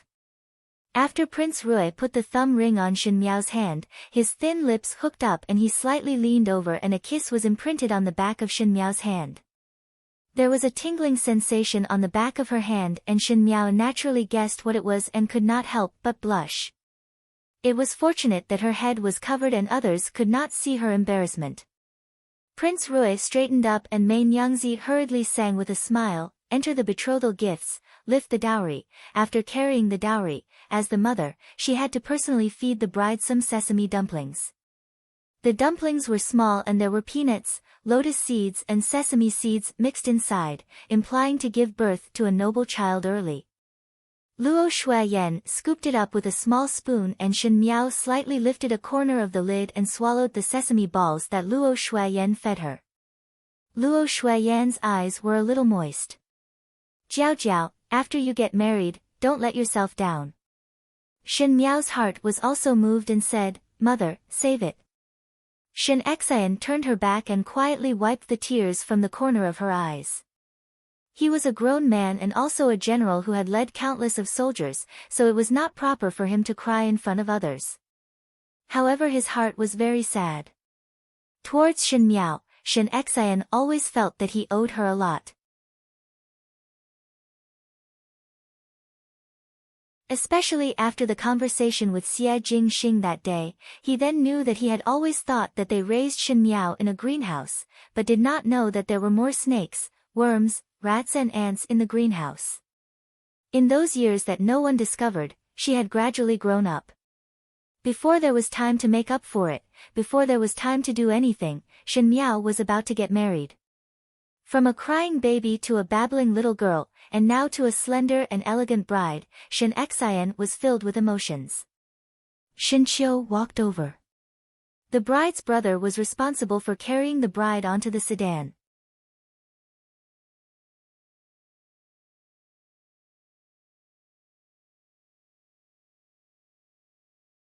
Chapter 867. Shen Miao laid on Shen Qiu's back and Shen Qiu walked exceptionally slowly as he spoke softly, "Younger sister, you are too thin. If you were to marry to the great Liang, when I see you again, as long as you are thinner than today, I will look for Prince Rui to settle accounts. Shen Miao, quickly give birth to a niece for me. A nephew is also fine." Shen Qiu's voice was naive and did not have the bravery of the battlefield. He said, "I will come and see you." Shen Miao buried her head in Shen Qiu's neck and acted like a spoiled child to him, "Must." Prince Rui, who was on horseback, saw this scene and his brows twitched. After Shen Qiu carried Shen Miao onto the sedan and the curtain was lowered, Mei Nyangzi started to sing. The most grand event in the world is the joy of a wedding. The monarch did not hear of the saints, a mouthful of food, a ladle of drink, in a shabby alley. One cannot bear the worries and one does not change one's happiness. Lang Jun is like this. Ah! Beautiful. The fifth lady of the Shen family. At the beginning of Nuwa, she refined 10,000 stones to mend the heavens, cultivated on the surface, and melted into the inside. She was really a gentle and graceful lady. Born to be a citizen, there are rules for everything. Lang Juan's appearance was dignified and his mannerisms were like a wild goose pagoda. Even though he was involved in the crowd, it did not change. The fifth lady of the Shen family was from the Ming Qi's Ding capital. She was gentle and virtuous, completely different from the vulgar, bewitching and elegant. Her appearance was dignified and her mannerisms were reserved. Even Shi Zi's appearance could not compare. Today the marriage of Qin and Jean, tying the hair to become husband and wife, loving and inseparable. 1 Yang first moves, 2 surnames harmony, 3 abundance, 4 beauties, 5 generations of prosperity, the phoenix divination. 6 rites completed, 7 virtuous gathered, 8 gathered, 9 harmonized, 10 perfect and flawless, envy the one and harmony. A pair of lovers leave a shadow, matchless country's scholars tie the knot. Lift the sedan, the wedding is a success. Mei Nyangzi's voice was bright and cheerful and the lyrics were pleasant to listen to. When she finished singing, everyone applauded and cheered. The servants who were preparing outside suddenly threw out the copper coins that were pasted with gold foil. The crowd swarmed and said auspicious words as they snatched the money and sweets at the same time. It was bustling with activity. Shen Miao sat in the bridal sedan chair. Although she could not see what was happening outside, she could clearly hear the surrounding movements. It was bustling, which made her heart feel perturbed. She comforted herself that it was not her first time getting on the bridal sedan, so what was there to be nervous about? However, when she did it again, her hands still couldn't stop trembling. Lowering her head, she saw the white jade thumb ring on her fingertip. It flickered with a bright and clean color, and she couldn't help but reach out to touch it. The bearers outside began to lift the bridal sedan. The bearers that Xie Jingxing found were naturally good and the sedan chair was lifted very steadily and did not sway at all. Prince Rui sat on a tall horse and walked at the front. There were large red silk flowers hanging on the horse's body, making him look very dignified. His posture was lazy but elegant, and everywhere he went, the commoners cheered and laughed. This was actually very valuable because Prince Rui was not a person of Ming Qi and the relationship between the Great Liang and Ming Qi was very subtle. But even so, the commoners seemed to respect Prince Rui a lot. Perhaps it was because the other party was generous, or perhaps it was because some people felt comfortable just by looking at him. At the end of the day, Prince Rui's marriage was considered to be a joyous occasion for all the commoners. Behind Prince Rui was the bridal sedan that the bearers were carrying, and on both sides, the carriages and horses of the residents of Prince Rui kept scattering money. One heard that Prince Rui's marriage entourage would circle around the entire Ding capital, so scattering money along the way was really too generous. Behind them was the Shen family's wedding entourage. The Shen family was not as arrogant as Prince Rui and handled the boxes well. Everyone counted and there was a total of 50 sets, which was exactly half of Prince Rui's betrothal gifts. Even though this dowry could not be compared to Prince Rui's betrothal gifts, it was definitely not a small amount. One had to know that when the Crown Prince married, the Crown Prince's consort's dowry was only 42 sets and the Shen family had 8 more sets. The most important thing was that the Shen family was not a wealthy merchant family. Even though they were well off, they were definitely not overflowing with wealth.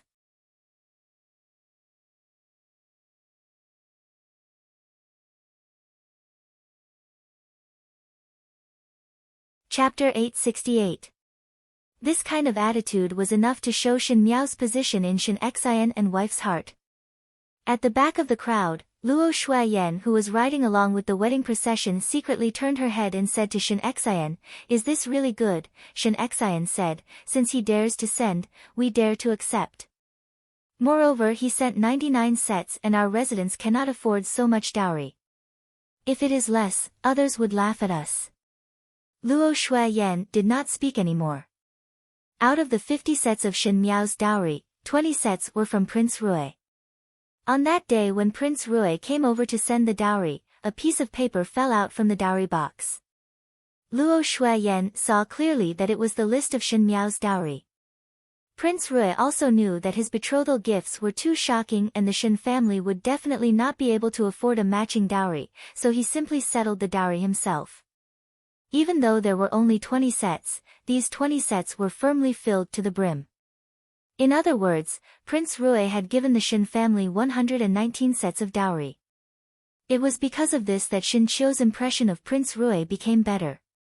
After all, the other party was not stingy with spending money on Shen Miao's marriage and was a very straightforward person. The streets were filled with gongs and drums beating in joy. Fu Xiuyi was mixed in the crowd but did not continue to follow. He only felt that this scene was very eye-catching and his face was cold as he turned his back to the sedan chair and left. Naturally, Emperor Wenhui was the same as him.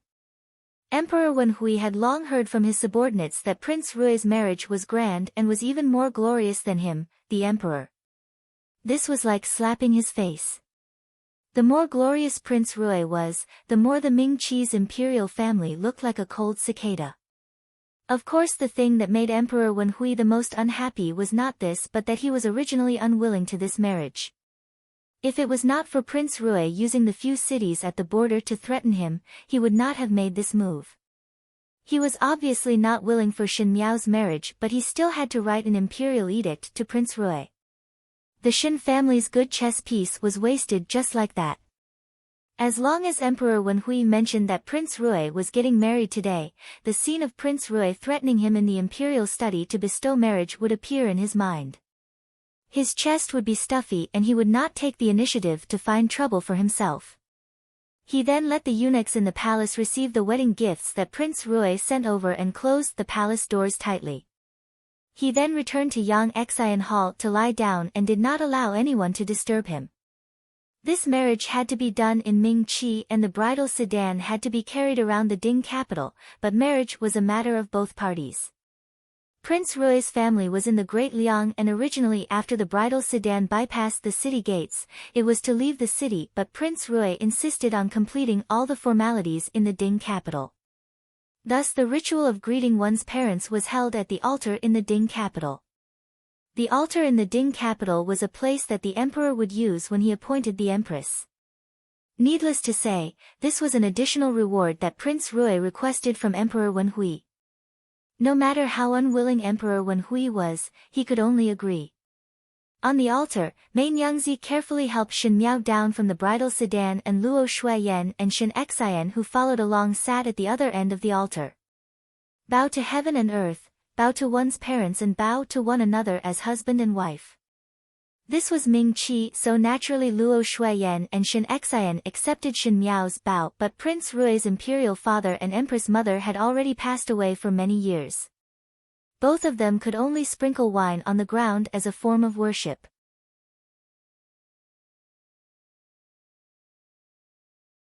Finally the husband and wife bowed to one another and the ceremony was completed. Since the matter had reached this point, it was announced that from now onwards, Shen Miao was Prince Rui's consort. Marry a chicken and follow the chicken, marry a dog and follow the dog.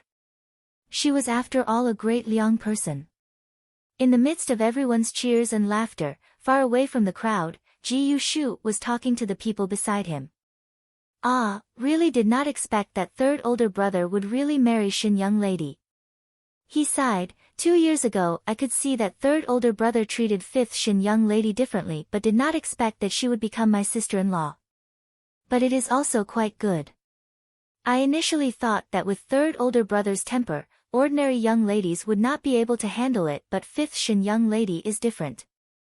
With her around, I am assured.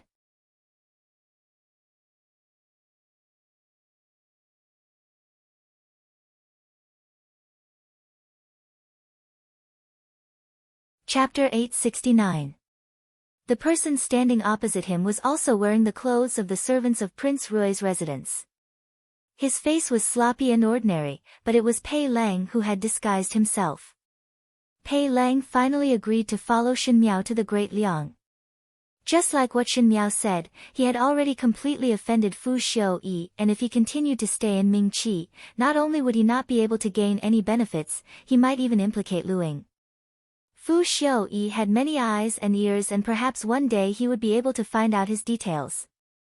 It would be better to bring Luing back to the Great Liang with him and take drastic measures. Even if Fu Xiuyi really discovered something, he would also be helpless. On one hand it was for Lu Ying's consideration, and on the other hand it was because Pei Lang himself wanted to do so. As for knowing that Prince Rui's real body was Xie Jingxing, that was a matter of a few days ago. He was recuperating in the residence of Prince Rui, and when he went out to the courtyard at night, he happened to see Prince Rui's back facing him. When he went up to greet, he saw the true face of Prince Rui. Prince Rui did not wear a mask. Pei Lang knew that if a person like Prince Rui wanted to conceal something, he would definitely not let his guard down. Obviously, he had intentionally, accidentally, let Pei Lang see his face. Perhaps he was using his identity to declare something. Now Pei Lang understood why Prince Rui would do that. Pei Lang kept persuading Shen Miao to think about the marriage with Prince Rui. Towards a prince of the Great Liang, Shen Miao's understanding of the other party was still too shallow. But when Prince Rui became Xie Jingxing, many things were different. Xie Jingxing and Shen Miao knew each other and seemed to have some friendship.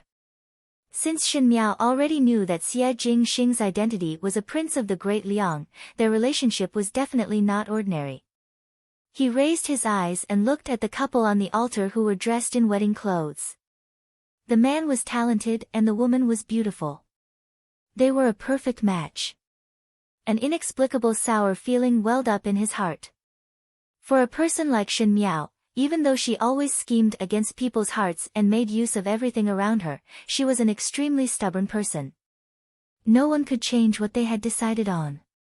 For example, if she hated Fu Xiuyi, she could use all means, even if it meant risking her life to draw a line with Fu Xiuyi. Actually, if she wasn't willing, no one could force her.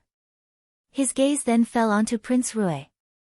To create such a big scene and force the imperial family of Mingqi to retreat step by step, who would believe that the Great Liang would always be content in a corner? She was the golden phoenix that soared to the ninth heaven, and he was the true dragon that could call the wind and summon the rain. Ji Yushu glanced at him and patted his shoulder before speaking sympathetically, "A fair and graceful lady is a gentleman's desire. Gentleman Pei must not be too sad. When we return to the Great Liang, with Gentleman Pei's grace, there will be many young ladies who adore you. At that time I will let young lady Xiao Yao introduce your sisters to you." Even though Ji Yushu still remembered that he was locked up in the tower prison for a period of time because of Pei Lang, but seeing Pei Lang this sorrowful today, at the end he did not hit him when he was down. Pei Lang was embarrassed to be seen, but he stubbornly looked at the couple, refusing to move his eyes away. Ji Yushu sighed softly in his heart. Gao Yang also followed them back to the Great Liang today, but he was the imperial physician of Mingqi in name and had some status and things to pack. If Emperor Wenhui knew that Gao Yang brought all the expensive medicinal herbs back to the Great Liang, one did not know what kind of wonderful expression he would have.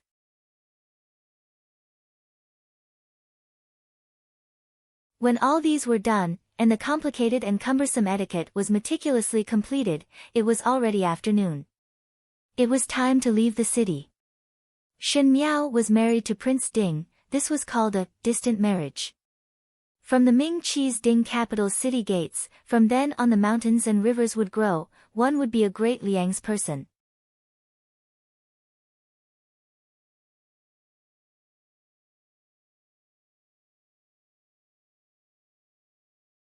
Chapter 870. Everyone in the Shen family naturally wanted to follow along.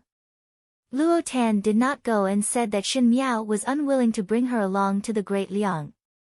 Her heart was sullen, and today she followed them to the Ding capital during the day, but she was not willing to see that kind of parting scene again. Everyone could not do anything to her and could only give up. In the princess residence in the Ding capital, Princess Rong Xian was sitting restlessly in the room. Your Princess Highness, Prince Rui's sedan chair is almost at the city gates. The person who came to report said. Princess Rong Xian waved her hands irritably and let the servant leave. She fell onto the chair and bit her lips uneasily. In that letter, Xia Jingxing's real identity was exposed, and she had to send the letter to the imperial palace's Emperor Wen Hui's hands. This was her responsibility as a princess of Mingqi. Since ancient times it was difficult to be loyal and righteous at the same time, one could only choose between family affection and one's country. Even though she and Xia Jingxing had an indelible relationship that was closer than mother and son, but the distance between the two countries made this relationship not pure. If Xia Jingxing died because of this, Princess Rong Xian would be sad, but if she did not do anything and let Xia Jingxing bring this secret back to the Great Liang, Princess Rong Xian would regret it. Therefore, at the last moment, she chose to personally cut off her attachment and feelings for him. Princess Rong Xian had an absolute understanding of her own imperial older brother as to what would happen after Xia Jingxing's identity was exposed. Perhaps because of the Great Liang's national strength, they would not do anything that would make Xia Jingxing die, but to destroy a person's reputation and let 10,000 people curse was possible. To carry such a stigma, even if he returned to the Great Liang, Xia Jingxing's days would definitely not be good. Princess Rong Xian chose to use the letter to explain everything and did not personally see Emperor Wen Hui, as if she felt that this would be able to ignore her own betrayal. As if the one who betrayed Xia Jingxing was not herself. But why did Emperor Wen Hui did not take any action until now? Now that the carriages and horses were about to reach the city gates, Shen Miao would get off the sedan chair and board the horse carriage to leave the Ding capital with Xia Jingxing and head to the Great Liang. This kind of procrastination was not imperial older brother's character.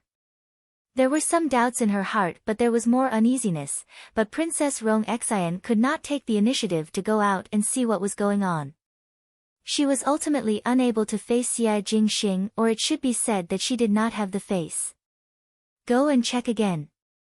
She called another subordinate over. Rui Wangfei's marriage sedan had already reached the city gates, and Mei Nyangzi had completed the matters that the matron of honor wanted to do. Jing Zhe and Gu Yu helped Shen Miao down from the marriage sedan. Shen Xian and Luo Shuayan carefully exhorted Shen Miao, the Great Liang and Ming Qi are different. At that end, remember to always take care of yourself. If you're cold, take care of yourself. Write to them from time to time. If you are wronged, you must tell them. Shen Xian turned his head and said a few words to Xia Jingxing. They were well aware of each other's identity, and since Xia Jingxing was honest, Shen Xian's view of him had changed. He instructed Xia Jingxing to not let Shen Miao be bullied in the Great Liang no matter what. Xia Jingxing naturally agreed. Shen Qiu fiercely threatened that if the next time he saw that Shen Miao was thin or haggard, he would definitely bring the Shen family army to flatten the residence of Prince Rui. Prince Rui only snorted at this. If it was not for Luo Shuayan stopping him, one feared that Shen Qiu would have fought with Xia Jingxing on the spot. The time had arrived, and Shen Miao spoke a few more words to Shen Xian and Luo Shuayan. Now that she was about to leave the Ding capital, there were many matters in Ming Qi that she wanted to manage, thus she could only exhort a few words.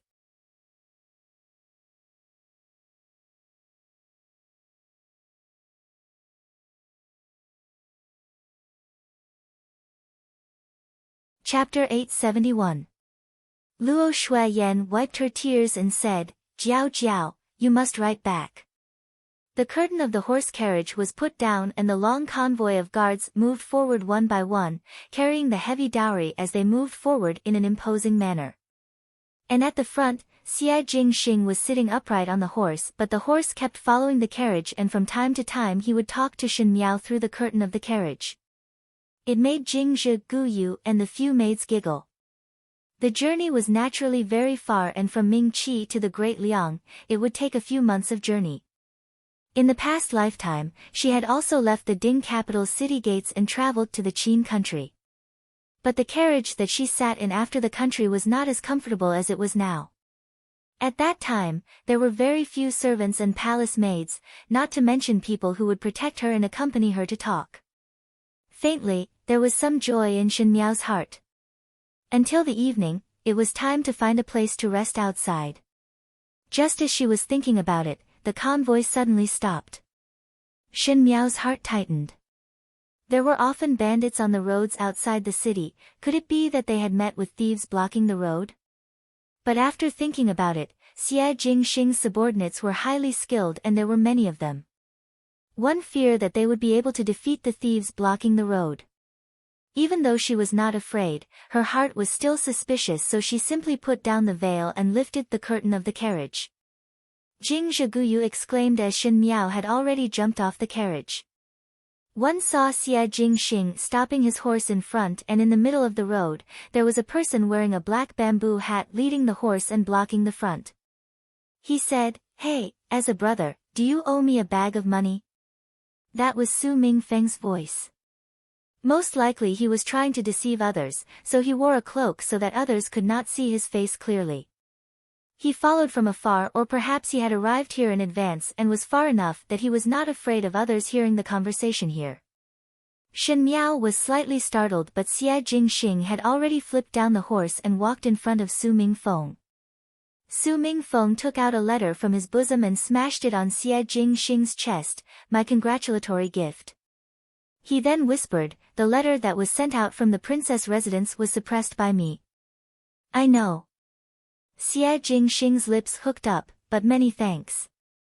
Su Mingfeng was surprised for a moment before his voice became angry. "You know? By the way, you have eyes and ears everywhere. I'm afraid you've already hidden your men everywhere. Every movement in the princess mansion can't escape your eyes. Even if I didn't suppress this letter yesterday, you still have a way to take it away." Xie Jingxing declined to comment. "You." Su Mingfeng grabbed Xie Jingxing's collar and pretended to beat him up.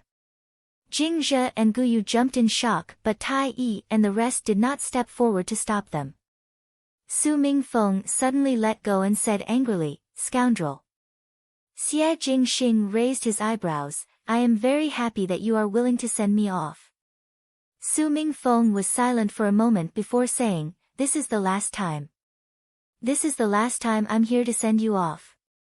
He raised his head. "Loyalty and righteousness can't be both, but this time, I'll still choose loyalty. After this, you and I are no longer brothers." He said, "I know what you're planning, so you don't have to persuade me or make me stay. Both of us will eventually reach the point where we will meet on the battlefield. When we meet again, we will be enemies and no longer have the feelings of the past." He said word by word seriously, "But now, you are still my, Su Mingfeng's, brother." There were some things in the world that made one helpless.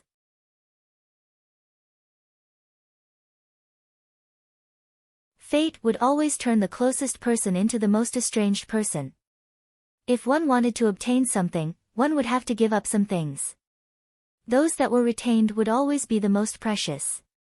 Shen Miao seemed to be able to see through these two young men in front of her. Many years ago, when they were still friends, chatting and laughing, strolling from the streets of the Ding capital to the end of the alley, and then teasing the teacher together. Su Mingfeng slowly clenched his fist and placed it in front of Xie Jingxing. This was an action that both of them would often do when they were young. The males in the Ding capital would often use this action as a testimony of their brotherhood. When Su Mingfeng was young, he felt that this action was very cool, thus he let Xie Jingxing do it. Afterwards, as he grew older, he felt that this action was stupid and mushy, so he did not do it often. Xie Jingxing looked at him and suddenly smiled. He shook his head and also extended his fist to bump. Su Mingfeng looked up and laughed, delightful. He suddenly flipped up the horse that he came from and said to Xie Jingxing, "After today, both of us will no longer be brothers. But now that the sun has not set and the moon has risen, you and I are still best friends. He clamped the horse's stomach and the horse neighed. Su Mingfeng turned the horse around and left. Today, I will congratulate you once again. From today onwards, there will be no need to worry about food and clothing and a house full of children and grandchildren. A house full of distinguished friends and longevity is boundless. That gentle and always smiling young man's voice was bright and clear, and the ending sound gradually dissipated in the afterglow of the setting sun, and one could only see a blurry back view. Xie Jingxing's eyes were smiling, but his brows gradually became cold. He once again mounted the horse and whipped. He shouted, "Set off!"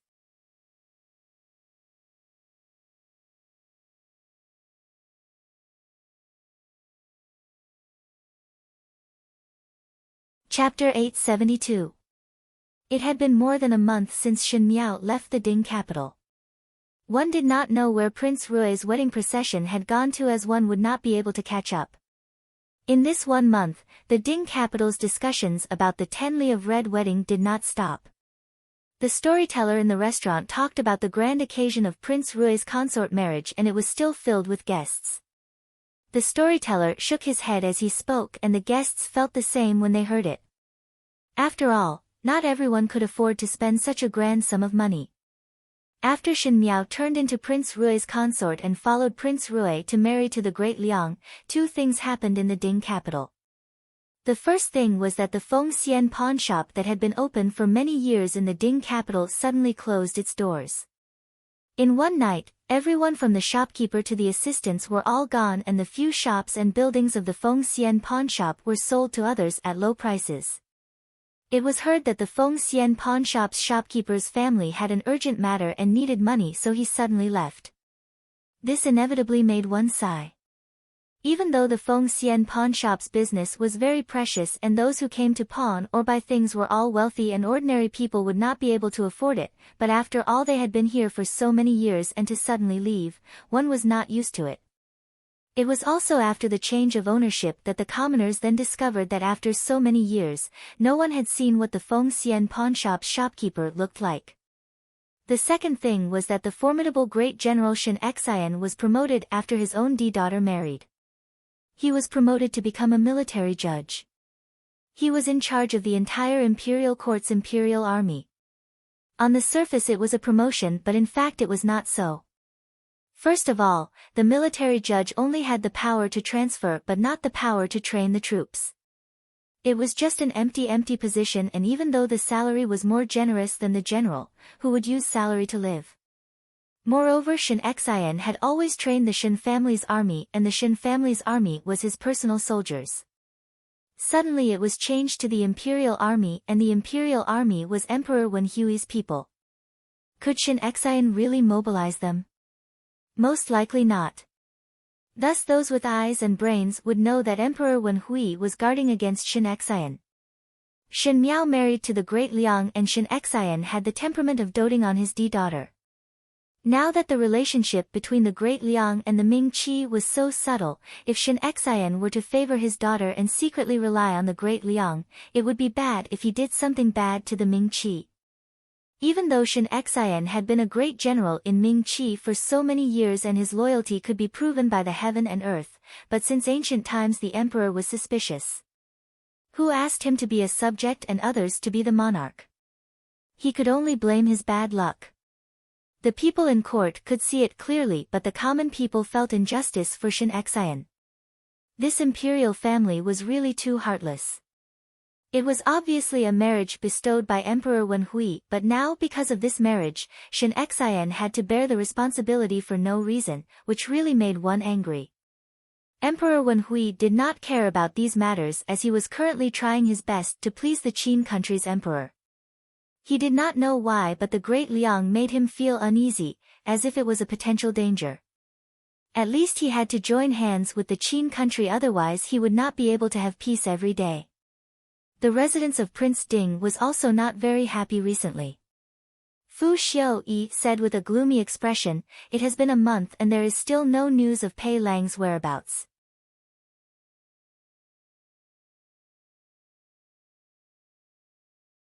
Could it be that he can fly? If he is alive, I want to see him. If he is dead, I want to see his corpse. If he is still not found, then all of you do not need to come back. The spies below complied and Fu Xiaoyi waved his hands in annoyance. Get lost. The few of them retreated in fear. He sat down on the chair and pressed his forehead with an unhappy expression. The people who rescued Pei Lang burned down his dungeon. Previously he did not feel it, but these days it was inconvenient for Fu Xiaoyi to do anything. There were many people in the dungeon who had other uses for him, but they were all burned cleanly by those people. One could imagine the anger in Fu Xiaoyi's heart. The thing that made him most angry was that there was no trace of Pei Lang's whereabouts at all. Fu Xiaoyi thought that he had good eyes and ears in the Ding capital, but to be unable to find a person's whereabouts, it could only mean that the other party's methods were better than his. It was not a happy matter to have such an opponent.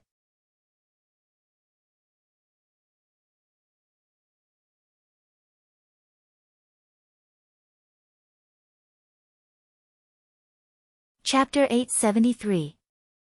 Fu Xiaoyi had always suspected that the person behind Pei Lang was from the Shen family, but after investigating, the Shen family's suspicions could be completely eliminated.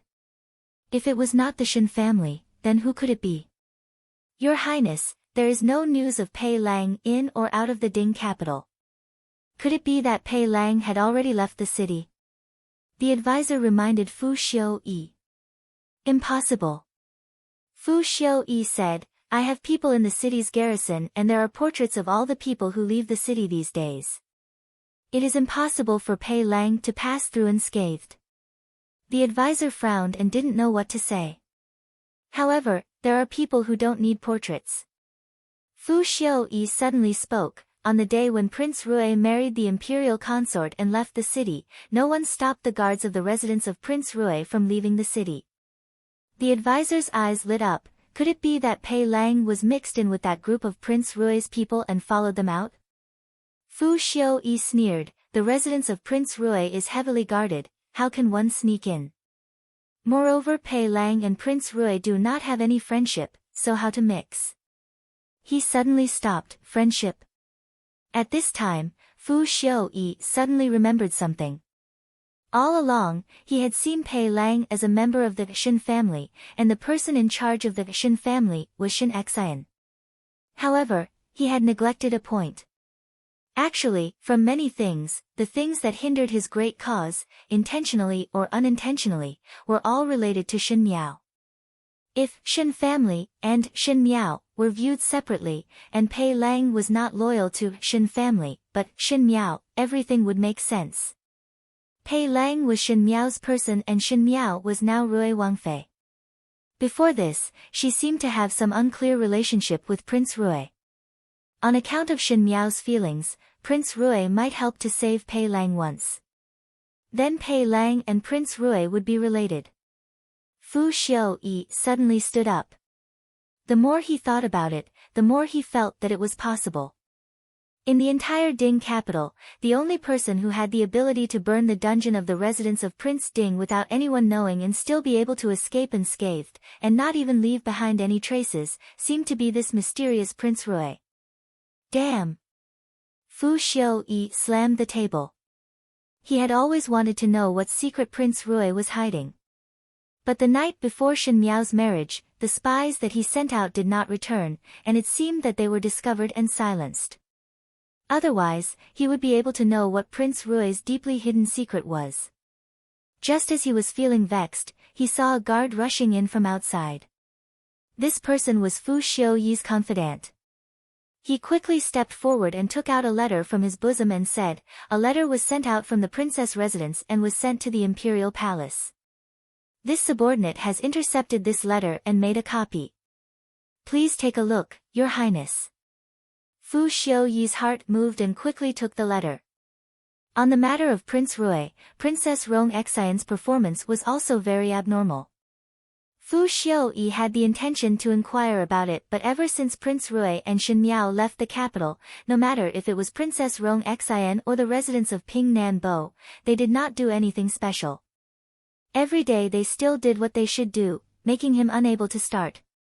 Princess Rong Xian had been a widow for many years and was not close to Emperor Wenhui. It was rare for her to enter the palace all year round, not to mention taking the initiative to write a letter over. It was fortunate that Princess Rong Xian had been away from the palace for so many years, thus Fu Xiuyi was able to easily make a copy of her letter. Fu Xiuyi took out the letter and could not wait to start reading. At first, his expression was only a little anxious, but as time went on, his expression changed.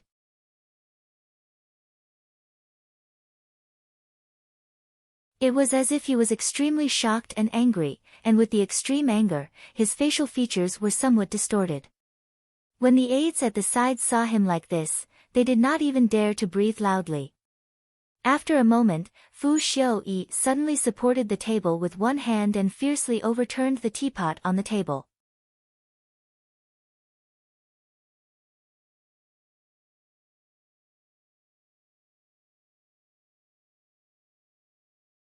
Chapter 874. The tea that was poured spilled all over the floor and the aides and confidants were shocked. Fu Xiuyi was after all a person who did not show his emotions on his face. Even though he would occasionally be angry, he would not show it like this. It seemed that this was the first time one saw him lose his composure. Fu Xiuyi only spat out a good word before ruthlessly smashing the letter on the aide's face. The aide hurriedly took it over and was stunned when he read it. In the letter, Princess Rong Xian mentioned a matter and it was about Prince Rui. Everyone knew that in the past because Princess Rong Xian and Princess Yuqing had a good relationship, Xie Jingxing who was born to Princess Yuqing was also taken care of. Even for Xie Jingxing, she did not hesitate to fall out with the residents of the Marquis of Lineage. Afterwards when Xie Jingxing died in the battlefield 2 years ago, Princess Rong Xian was very upset. Princess Rong Xian naturally understood Xie Jingxing and in Zhifeng's heart, Princess Rong Xian had raised a sensational matter. Princess Rong Xian felt that Prince Rui of the Great Liang and Xie Jingxing were somewhat similar. Without any evidence, to suddenly say that Prince Rui of the Great Liang was similar to a person who had died for 2 years, the first reaction would definitely be that it was absurd. But Fu Xiuyi had been paying attention to the princess residence for such a long time and had long discovered that Princess Rong Xian was unusual. Needless to say, Fu Xiuyi was almost certain that what Princess Rong Xian said was the truth. There was no need to doubt that the real identity of Prince Rui from the Great Liang was Xie Jingxing. The aide's hands almost could not hold the letter steadily. Xie Jingxing was Prince Rui. What did that represent? It represented that Xie Jingxing was playing with the entire Ming Qi in the palm of his hands. If Xie Jingxing was still the heir of the residents of the Marquis of Lineage and had private dealings with the Great Liang, then one feared that the Great Liang knew everything that happened in Ming Qi. Your Highness, Your Highness. The aide looked at Fu Xiuyi and a trace of fear flashed in his eyes. Fu Xiuyi indeed slowly calmed down but upon closer inspection, his hands seemed to be trembling. Since Xie Jingxing did not die, then the matter of the northern Zhang Xie family army must have been exposed. He slowly said. The Xie family army had mixed in with the imperial family people and Xie Ding's confidant had given Xie Jingxing a fatal stab. Since Xie Jingxing did not die, it was assumed that he had investigated clearly. This also meant that everything that they did to the residents of the Marquis of Lineage was seen by Xie Jingxing. So for this tribute of Ming Qi, what was Xie Jingxing doing here? Was it revenge? Fu Xiuyi supported himself on the table. The advisor was also at a loss. After a pause, he said, since the princess has already sent this letter to the palace, His Majesty will take action once he knows. It's useless. Fu Xiuyi interrupted his words. Xie Jingxing had already left the Ding capital for more than a month. Imperial father is afraid of the Great Liang's influence and dare not go against him openly. If Xie Jingxing hadn't left, we could have used the people of the world to stir up a conflict. Unfortunately, it's too late now. The advisor also sighed and said, why didn't the princess take out this letter earlier? If I had acted earlier, I wouldn't be as helpless as I am now. Fu Xiaoyi glanced at him and seemed to be unhappy with the stupidity of his subordinate. The advisor was flustered by his stare and only heard Fu Xiaoyi saying, "Stupid." The princess must have thought of a way to inform imperial father before, perhaps the wedding ceremony had already been done the night before. But at the end it was the same as my men and was stopped by Xie Jingxing.